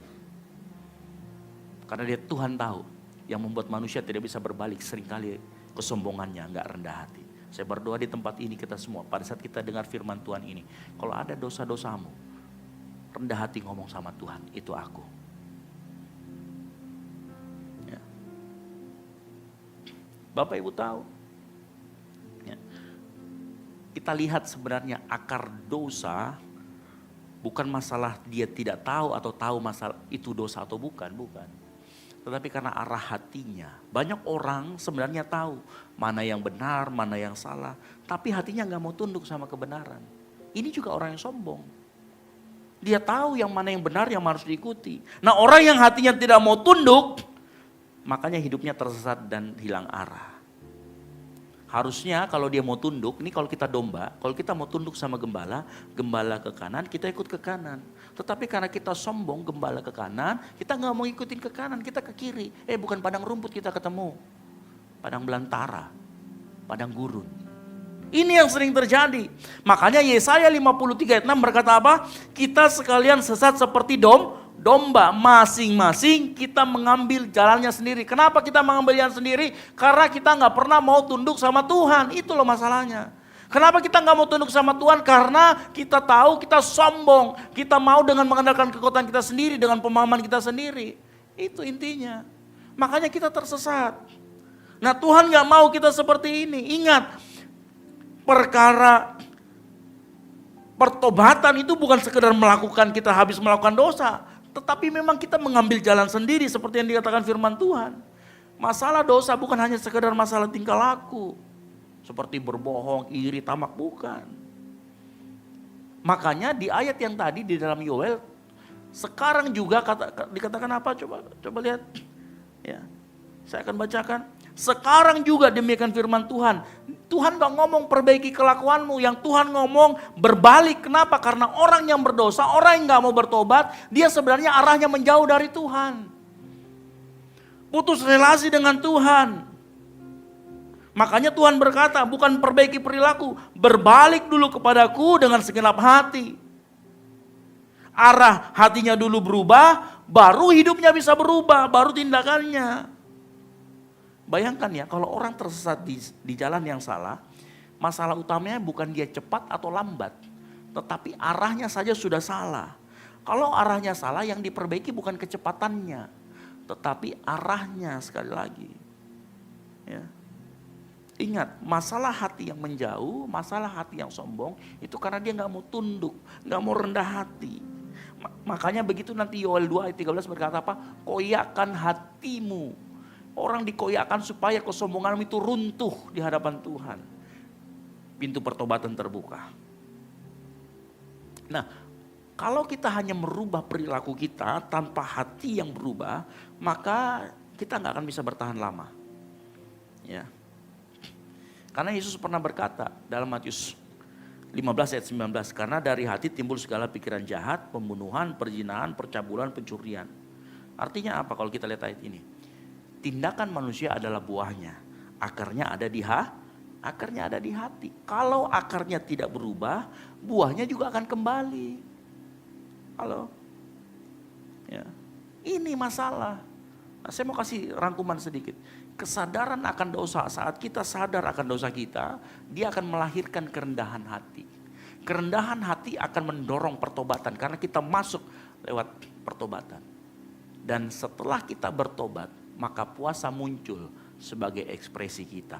Puasa, menangis, mengadu, itu semua muncul. Kenapa? Karena ini yang terjadi. Mendorong pertobatan terjadi. Makanya saya sering katakan, kerendahan hati itu melahirkan yang namanya puasa. Puasa adalah tanda engkau sedang merendahkan diri. Hampir semua kejadian puasa di Alkitab itu berbicara diawali dengan kerendahan hati. Ya. Jadi puasa itu bukan tujuan. Puasa juga bukan alat untuk manipulasi Tuhan. Puasa adalah sebuah tindakan ekspresi dari rendah hati. Yang mengerti katakan amin. Ya. Nah, cuman saya mau kasih tahu begini. Ada sebuah nuansa yang penting, ada sebuah pemahaman yang harus kita mengerti. Nah, setelah seseorang merendahkan diri, puasa bisa jadi sarana atau latihan rohani. Ingat ya, tadi kan saya katakan puasa adalah ekspresi kita akan kerendahan hati kita. Ya, jadi kalau orang sudah rendah hati, dia pasti akan ngambil sikap puasa, dia akan ambil sikap mengadu, dia akan ambil sikap menangis. Tetapi sebaliknya, puasa juga bisa jadi sarana atau latihan untuk membentuk kerendahan hati. Tetapi dimulai dari apa? Dimulai dulu dari hati. Makanya gini, perubahan biasanya dimulai dari hati. Ya. Perubahan biasanya dimulai dari hati, lalu terlihat di tindakan, tetapi setelah tindakan dilakukan, tindakan tersebut juga akan membentuk hati. Jadi seperti engine awalnya, titik awalnya adalah hati, hati keluar ke tindakan, tindakan dilakukan terus menerus, tindakan itu juga akan membentuk hati. Yang mengerti katakan amin. Ya, enggak mengerti. Halo?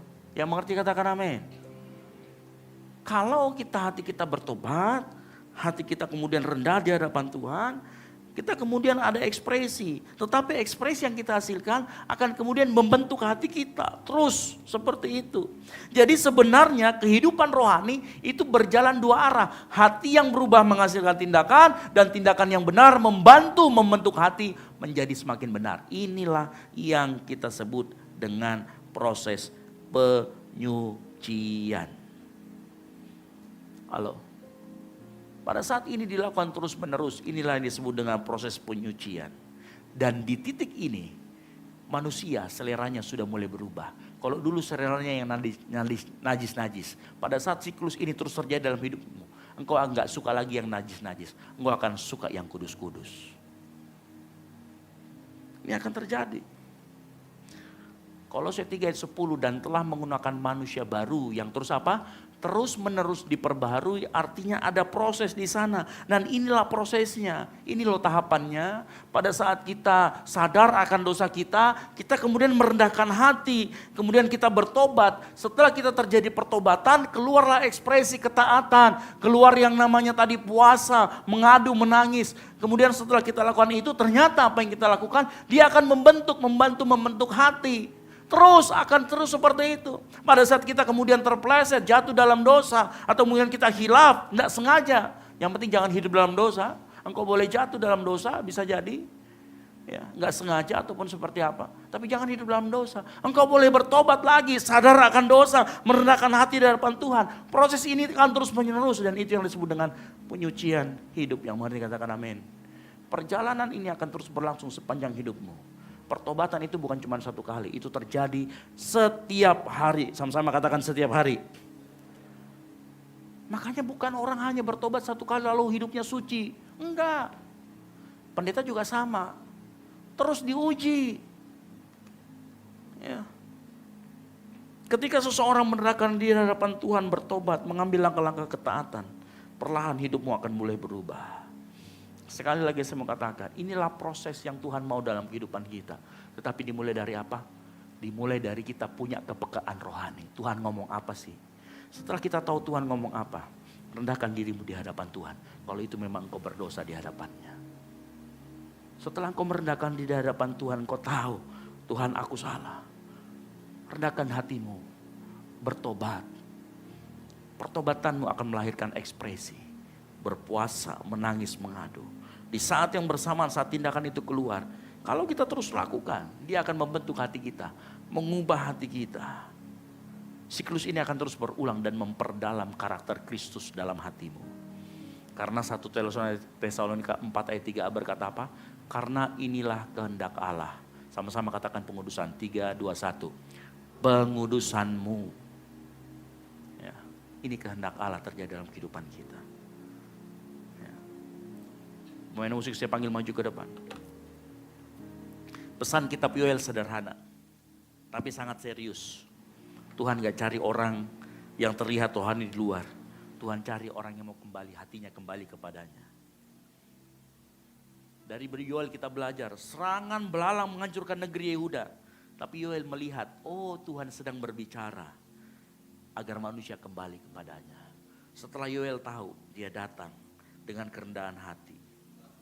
Dia berbalik, inilah pertobatan yang tidak dimulai besok tetapi dimulai hari ini. Dimulai sekarang juga. Engkau juga malam hari ini saat engkau dengar firman Tuhan. Apa yang menjadi dosamu? Hanya Tuhan yang tahu dan kamu dalam hatimu.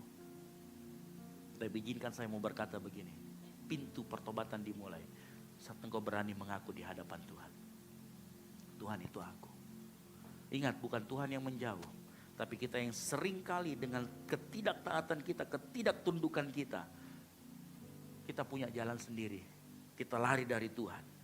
Padahal pintu pertobatan selalu terbuka. Cuman kita karena tinggi hati, kita gak pernah bisa lihat pintu itu. Setiap kali kita menyadari dosa, kita kembali merendahkan diri. Dari merendahkan diri lahir pertobatan. Dari pertobatan lahir ketaatan. Dari ketaatan Tuhan kembali membentuk kita semakin murni. Jangan keraskan hatimu. Kalau engkau datang hari ini dan engkau ditegur sama firman Tuhan, jangan keraskan hatimu. Bertobat. Tuhan sedang gak cari orang yang sempurna. Tuhan sedang cari orang yang mau kembali kepadanya. Tuhan cari orang yang mau merendahkan hati di hadapannya.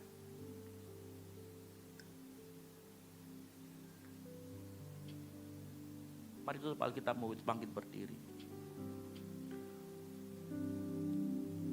Tuhan Engkau memilihku sebelum ku ada. Katakan jemarimu, jemarimu yang menenunku serupa gambaranmu. Katakan sebelum ku mengenalmu. Sebelum ku mengenalmu, ku buang hidupku. Katakan namun engkau tak pernah lelah mencari diriku. Katakan tak kusangka sejak dulu. Katakan kau menunggu, kau menunggu hidupku. Katakan di altar.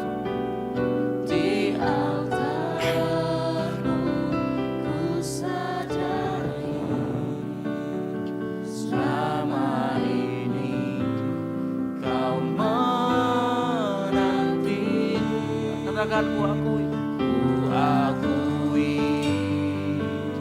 semua dosaku, ku lepas kehendakku, biar seluruh nafasku memuliakanmu, Yesus Tuhan kami. Tuhan menunggu engkau mengaku. Orang yang mengakui dosa-dosanya dia rendah hati. Mari sama-sama katakan, Tuhan engkau memilihku sebelum ku ada. Bahkan jemarimu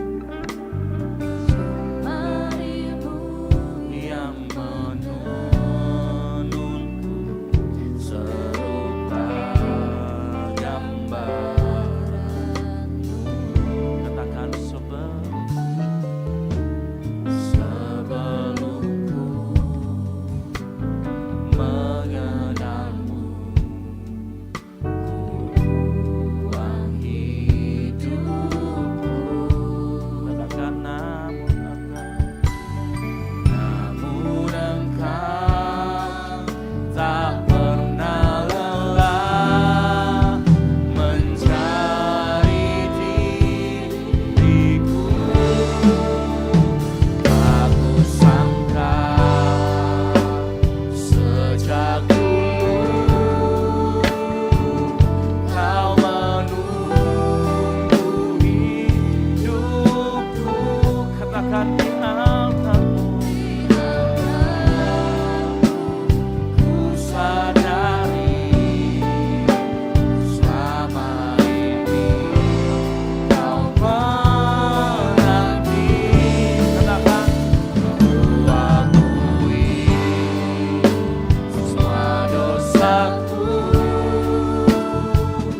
ku lepas kehendakku, biar seluruh nafasku memuliakanmu. Yesus Tuhan, kau Rajaku. Malam hari ini jangan keraskan hatimu, karena Tuhan menunggu engkau untuk kembali. Jangan keraskan, jangan simpan dosa-dosamu. Saat engkau simpan dosa-dosamu, itu artinya engkau masih melakukan kehendakmu sendiri. Lagu ini mengatakan, ku lepas kehendakku. Engkau mau melepas kehendakmu untuk melakukan kehendak Tuhan. Gak nyaman. Gak nyaman.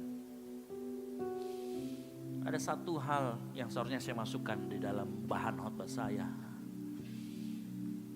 Kadang-kala pertobatan itu gak nyaman. Makanya banyak orang menunda-nunda pertobatan. Tapi ketidaknyamananmu itu hanya akan sebentar. Kalau engkau terus melatih dirimu dalam siklus sanctification, penyucian hidupmu, Tuhan akan merubah hidupmu. Engkau tidak akan menjadi ekor, engkau akan menjadi kepala. Berkat Tuhan akan mengalir dalam hidupmu. Terus lakukan. Gak nyaman, memang gak nyaman. Tapi Tuhan pastikan ketidaknyamananmu akan dibayar mahal dengan engkau dekat sama Tuhan. Firman Tuhan berkata, ikut Yesus itu memikul salib. Bukan enak-enak. Itulah pertobatan. Hari ini kalau kau dengar suara Tuhan, apa yang mengikatmu hari ini, apa yang memperhambamu, dosa apa, sebutkan dalam hatimu. Minta sama Tuhan, Tuhan ini dosaku, aku minta ampun. Minta sama Tuhan.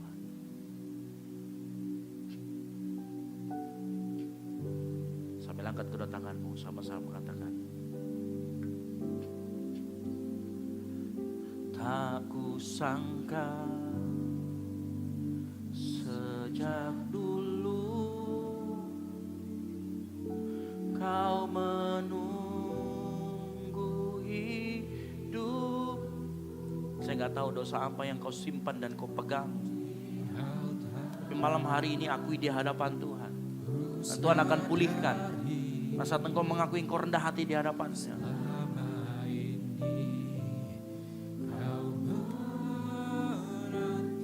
Malam hari ini akui.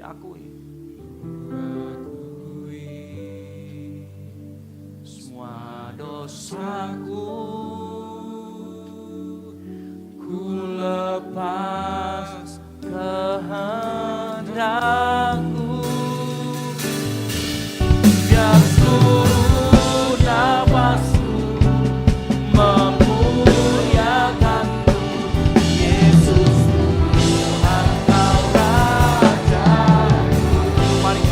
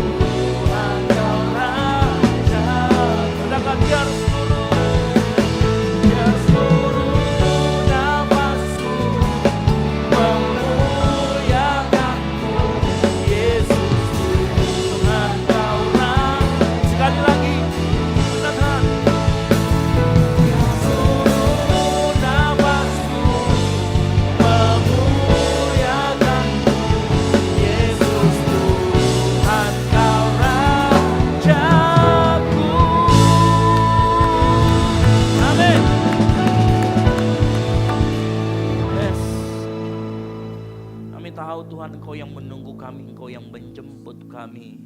Karena seringkali kamilah yang menjauh daripadamu. Kesombongan kami menganggap kami diri sendiri pintar. Kami sok tahu Tuhan di hadapanmu. Itu karena kesombongan kami. Malam hari ini kami tahu Tuhan. Dan kami bertobat dari segala pelanggaran-pelanggaran kami. Ampuni Tuhan. Kami tahu Engkau terus menunggu kami. Dan kami rindu menjawab pelukanmu dengan kembali kepadamu Tuhan. Kami tahu Tuhan, dalam pertobatan kami, dalam penyucian kami gak bisa lakukan itu sendiri. Oleh karena itu Engkau sudah mengutus Roh Kudus yang tinggal dalam hati kami, yang membantu mengingatkan kami, memberikan kami kekuatan saat kami lemah, memberikan kami hikmat saat kami kekurangan jalan. Tuhan. Dan kami yakin dan percaya Roh Kudus-Mu membantu kami dalam proses sanctification, penyucian yang terjadi dalam kehidupan kami. Malam hari ini kami akui segala pelanggaran dan dosa kami. Kami mau masuk ke dalam pintu pertobatan dan masuk ke dalam proses penyucian. Hamba-Mu selesai berbicara, tapi hamba-Mu yakin dan percaya Roh Kudus terus berbicara dalam hati setiap anak-anak-Mu yang malam hari ini ditegur oleh firman Tuhan. Hamba-Mu berdoa Tuhan Yesus, berikan mereka kekuatan, kesanggupan, dan biarlah mereka menjadi pelaku-pelaku firman. Tidak hanya sampai mendengarkan, tapi betul-betul menjadi pelaku firman. Di dalam nama Tuhan Yesus Kristus yang mau menjadi pelaku firman, sama-sama katakan amin. Baik, silakan duduk Bapak Ibu sekalian.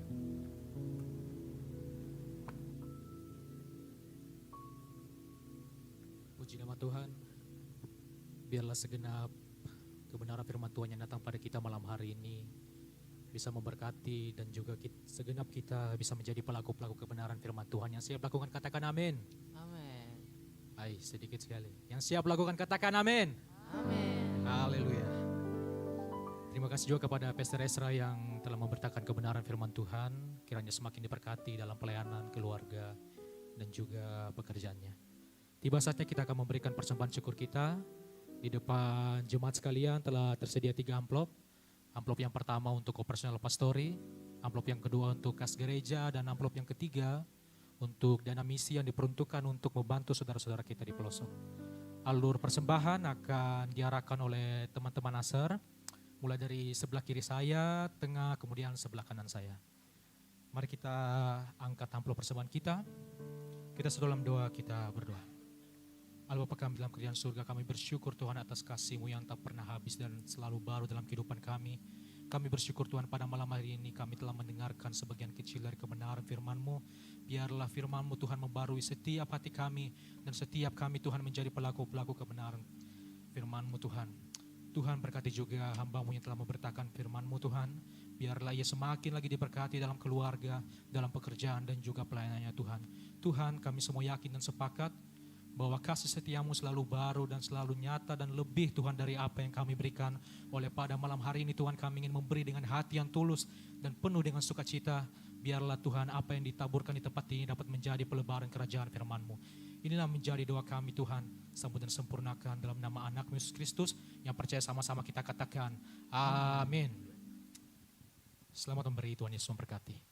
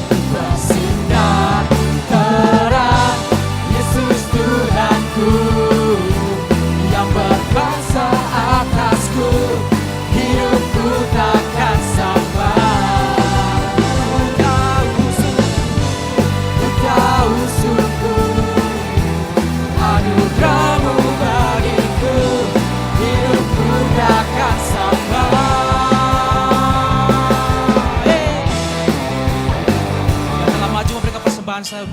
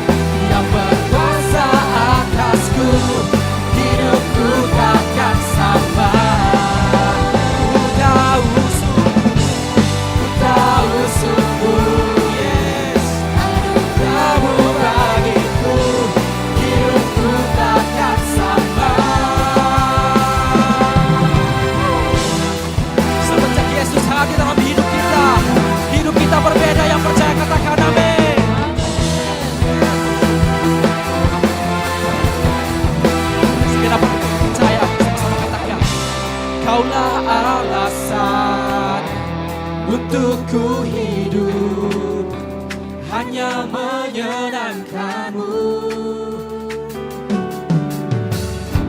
Kaulah alasan untuk ku hidup, hanya menyenangkanmu.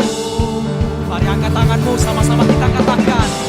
Kaulah alasan, yes, untuk ku hidup, hanya menyenangkanmu. Kaulah alasan,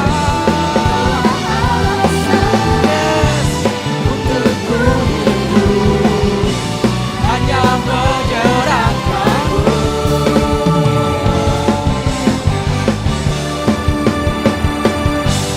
Yesus Tuhanku yang berkuasa atasku, hidupku takkan sama. Ku tahu sungguh anugerah-Mu bagiku, hidupku takkan sama. Sama-sama katakan, Yesus Tuhanku yang berkuasa atasku, hidupku takkan sama. Ku tahu sungguh anugerah-Mu bagiku, hidupku takkan sama.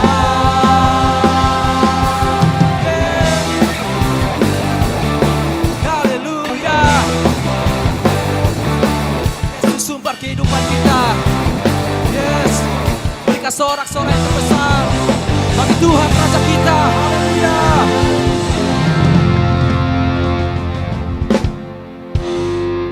Saya persilakan untuk kembali duduk. Tiba saatnya kita akan mendengarkan pengumuman untuk sepekan. Kepada multimedia dipersilakan. Shalom jemaat yang dikasihi Tuhan. Berikut beberapa informasi kegiatan GBI Oikumene selama 1 minggu ke depan. Untuk teman-teman yang bergabung dalam Ground Studiam, Unhas, dan BTP, jangan lupa hadir pada Fusion Ground yang akan diadakan di gereja. Mari semakin mempererat hubungan kasih dan persaudaraan di dalam Tuhan. Doa pelayan dan puasa akan diadakan pada hari Sabtu pukul 6 sore bertempat di gereja. Gladi bersih untuk ibadah raya pertama akan diadakan pada hari Sabtu pukul 7 malam, ibadah raya 2 pada hari Minggu pukul setengah 3 sore, dan gladi bersih untuk ibadah raya ketiga akan diadakan pada hari Sabtu pukul 10 pagi. Ibadah raya Minggu diadakan sebanyak 3 kali, yaitu pukul 9 pagi, pukul setengah 5 sore, dan pukul 7 malam. Ibadah raya yang pertama dan yang kedua akan disertai ibadah anak sekolah minggu. Ibadah-ibadah ini dapat disaksikan secara online melalui live YouTube GBI Oikumene. Bagi saudara-saudari yang ingin mendapatkan dukungan doa, silakan menghubungi nomor berikut. Pondok Daud akan diadakan setiap hari Selasa dan Jumat pukul 3 sore bertempat di ruang sekolah minggu. Bagi jemaat Tuhan yang berkerinduan untuk didoakan, silakan mengisi form pokok doa yang telah disiapkan. Mari tetap saling menopang dalam doa-doa kita kepada Tuhan. Bagi saudara-saudari yang membutuhkan layanan konseling, penyerahan anak, dan pernikahan, silakan menghubungi nomor berikut. Baptisan akan diadakan pada minggu terakhir setiap 3 bulan sekali. Bagi saudara sekalian yang membutuhkan layanan baptisan, silakan menghubungi nomor berikut. Persembahan persepuluhan dan persembahan lainnya dapat ditransfer melalui rekening BCA dengan nomor 7993 111777 atas nama GBI Oikumene. Jangan lupa untuk mencantumkan keterangan untuk setiap persembahan yang diberikan. Perpuluhan yang jemaat Tuhan berikan akan dipergunakan seluruhnya untuk pekerjaan Tuhan di tempat ini dan akan dilaporkan secara periodik serta terbuka kepada jemaat Tuhan sekalian. Bagi Bapak Ibu jemaat Tuhan dan saudara sekalian yang rindu untuk melayani Tuhan, silakan mengisi formulir dengan cara scan barcode berikut atau menghubungi nomor berikut. Mari memakai waktu dan talenta yang Tuhan beri bagi kemuliaan namanya. GBI Oikumene BTP mengucapkan selamat kepada jemaat Tuhan yang telah lulus dan meraih gelar sarjana. Sukses selalu dan Tuhan Yesus menyertai setiap langkah ke depannya. Demikian informasi mengenai kegiatan GBI Oikumene selama sepekan. Selamat hari Minggu, Tuhan Yesus memberkati.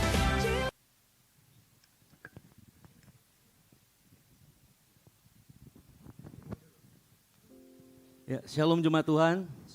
Sekali lagi shalom. Shalom. Puji Tuhan, sedikit tambahan pengumuman buat kita malam hari ini. Mewakili Ibu Gembala dan tim pastoral gereja ini mengucapkan selamat datang dan terima kasih buat kehadiran kita semuanya. Bagi Bapak Ibu yang pertama hadir, rekan-rekan, teman-teman yang baru pertama hadir di gereja ini, dengan sukacita kami menyambut, dengan hati yang hangat, kami menyambut kehadiran kita semuanya. Jika Bapak Ibu, rekan-rekan sekalian belum ada gereja yang tetap untuk beribadah, dengan penuh sukacita kami terus menantikan kehadiran rekan-rekan sekalian di tempat ini untuk kita boleh sama-sama bertumbuh, sama-sama menikmati hadirat Tuhan di tempat ini. Amin. Dan malam hari ini di sebelah kanan kiri kita sudah ada tim Asher yang membawa 2 form selamat datang dan form doa. Bagi teman-teman rekan-rekan sekalian, Bapak Ibu jemaat yang dikasihi Tuhan yang baru pertama kali hadir, silakan mengisi form itu ya. Jadi jangan takut diisi, itu bukan hal yang berbahaya, tapi semakin kita mengenal lagi, semakin kita dekat lagi untuk sama-sama kita melayani di tempat ini. Dan nanti formnya boleh ditukarkan dengan souvenir cantik dari gereja. Dan bagi jemaat yang dikasihi Tuhan yang sekiranya ada pergumulan yang membutuhkan dukungan doa, Asher kita membawa juga form doa, silakan diisi dan akan didoakan di Pondok Daud setiap hari Selasa dan hari Jumat. Melalui kesempatan ini juga kami mewakili panitia anniversary Goal CC yang ketiga yang kemarin di tanggal 5 Maret sudah dirayakan. Boleh kasih tepuk tangan dulu. Kita percaya hal itu boleh terlaksana semua karena anugerah dan kemurahan Tuhan. Amin. Dan kami ucapkan terima kasih banyak untuk setiap dukungan rekan-rekan sekalian, dukungan jemaat yang dikasihi Tuhan, boleh sama-sama kita saling mendukung, saling menopang agar boleh terlaksana pelayanan kita di tanggal 5 kemarin. Dan kami mohon maaf jika mungkin berapa kemarin ketika kita pulang tiba-tiba ada yang basar beli baju ya.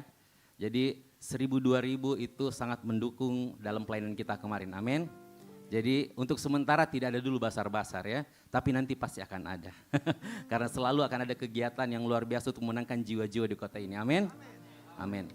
Dan akhir kata, sekali lagi kami mengucapkan terima kasih buat seluruh pelayan-pelayan Tuhan yang sudah terlibat di dalam acara Anniversary Goal CC yang ketiga.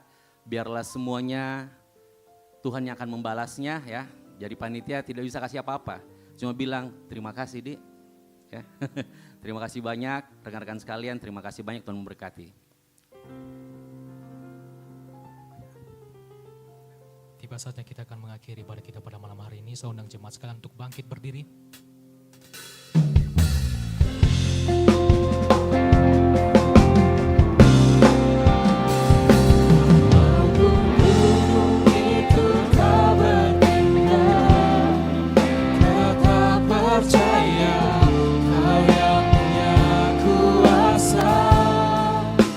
Sekalipun ku dalam lembah gelap, tak mengapa asal kau di sampingku.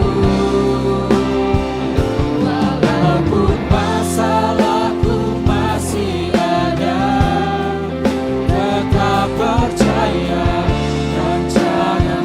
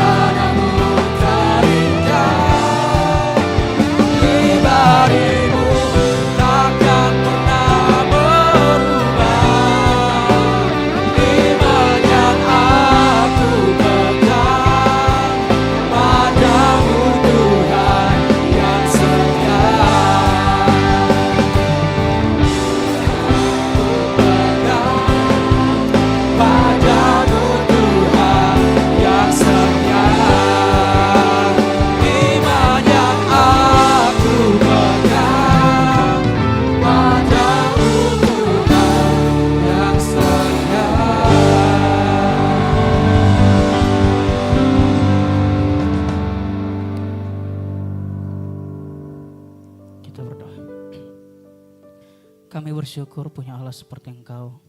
Besar anugerah-Mu Tuhan terhadap kami semua jemaat-Mu. Kami bersyukur punya Allah yang setia dalam kehidupan kami. Kami bersyukur kasih karunia-Mu dan anugerah-Mu selalu baru tiap hari dalam kehidupan kami. Kami punya Allah yang setia dalam hidup kami. Kami pun Tuhan Yesus, kami percaya Engkau hadir dalam kehidupan kami dan kami selalu mengasihi dan mencintai yang akan Engkau. Pada malam hari ini Tuhan kami bersyukur bisa berada di tempat ini, memuji, memuliakan, menyembah Engkau dalam kehidupan kami. Yesus Tuhan, Engkau Raja dalam hidup kami. Biarlah setiap pujian penyembahan yang kami naikkan pada malam hari ini, itu berkenan di hadapan-Mu. Dan kami yakin dan percaya Tuhan, setiap jemaat-Mu yang hadir pada malam hari ini, ketika kami menaikkan pujian penyembahan kami di hadapan-Mu, kami percaya kuasa Tuhan turun dalam kehidupan kami, memulihkan kami, mengubahkan kami, bahkan pertobatan terjadi di tempat ini. Di dalam nama Tuhan Yesus, kami percaya kuasa Tuhan yang luar biasa akan bekerja dalam kehidupan kami jemaat-Mu. Sehingga ketika kami keluar dari tempat ini, kami menjadi orang yang berbeda. Kami menjadi orang-orang yang berjalan dalam kebenaran-Mu dan peka terhadap suara-Mu Tuhan. Dan kami akan percaya biarlah kehendak dan rencana-Mu terjadi bagi kami semua pada malam hari ini. Kami berdoa juga Tuhan Yesus menyerahkan setiap pelayan-pelayan-Mu pada malam hari ini. Baik yang ada di atas mimbar ini hingga di parkiran Tuhan, apapun bentuk pelayanan kami percaya kami melayani dengan hati yang mengasihi Engkau, hati yang penuh dengan takut akan Tuhan, hati yang dimana Tuhan biar rencana-Mu terjadi dalam kehidupan kami.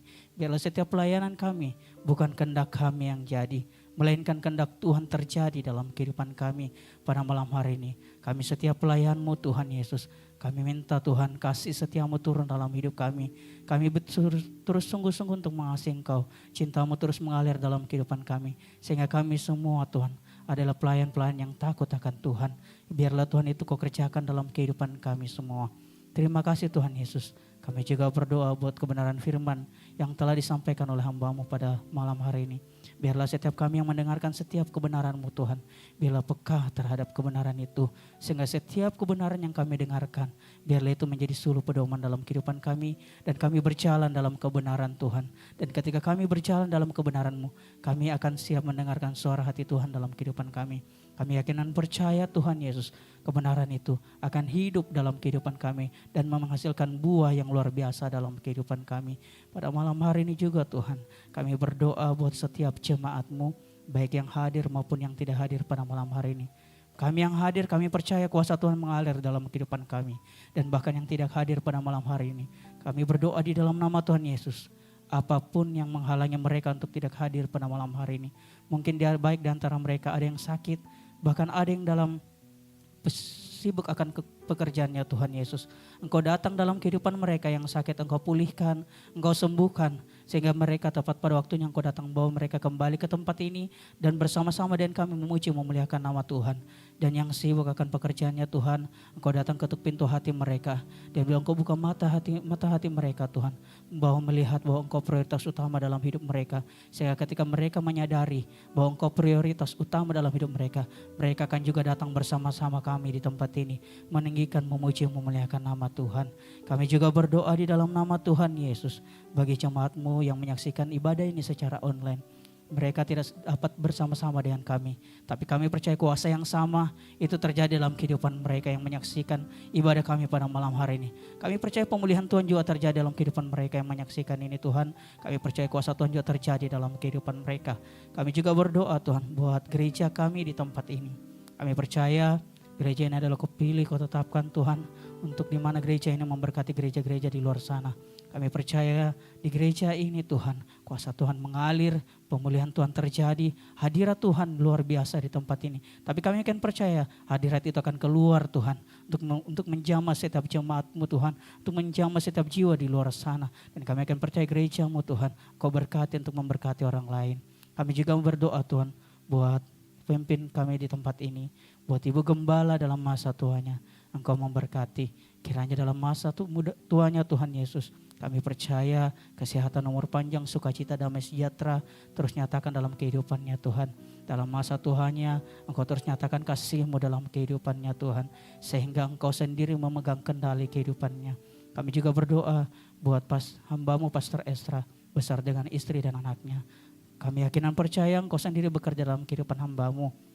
Engkau memberkati hamba-Mu setiap apapun yang dikerjakan dalam bentuk pelayanan dan pekerjaan. Engkau memberkati Tuhan. Sehingga kami akan percaya kasih-Mu terus mengalir dalam kehidupan hamba-Mu. Nyatakan terus apa yang Kau mau dalam kehidupan hamba-Mu. Nyatakan terus kebenaran-Mu dalam kehidupan hamba-Mu. Sehingga hamba-Mu Tuhan terus mengetahui apa yang Kau mau dalam kehidupan hamba-Mu. Dan buat istri dan anaknya Engkau juga memberkati. Biarlah setiap ini Tuhan Engkau terus nyatakan kebenaran-Mu. Engkau terus nyatakan kuasa-Mu bagi keluarga hamba-Mu Pastor Ezra. Kami juga berdoa Tuhan, buat Pastor Peter Tuhan, Kau memberkati juga hamba-Mu dengan keluarganya. Apapun pekerjaannya, apapun yang dikerjakan dalam bentuk pelayanan, Engkau juga memberkati. Biarlah kasih Tuhan terus mengalir, damai sejahtera Tuhan terus mengalir bagi Pastor Peter bersama keluarganya. Kami percaya Roh Kudus Allah tidak pernah meninggalkan, tapi Roh Kudus Allah terus menyatakan kuasa Tuhan, menyampaikan apa yang maunya Tuhan dalam kehidupan hamba-Mu Pastor Peter, sehingga kami akan percaya Engkau sendiri nyatakan kemuliaan-Mu Tuhan Yesus. Kami berdoa pada malam hari ini menyerahkan ke dalam tangan kasih karunia-Mu buat keluarga kami, baik yang ada di kota ini, di kota Makassar, bahkan yang ada di kampung yang tidak bersama-sama kami di tempat ini. Engkau juga memberkati. Kami percaya Tuhan Yesus, ketika kami berdiri buat keluarga kami dengan sungguh-sungguh, ketika kami berdiri buat keluarga kami dalam pertobatan, kami percaya ketika kami merasakan kuasa Tuhan di tempat ini, keluarga kami dilawat oleh kuasa Tuhan, keluarga kami juga diselamatkan, keluarga kami juga dipulihkan di dalam nama Tuhan Yesus.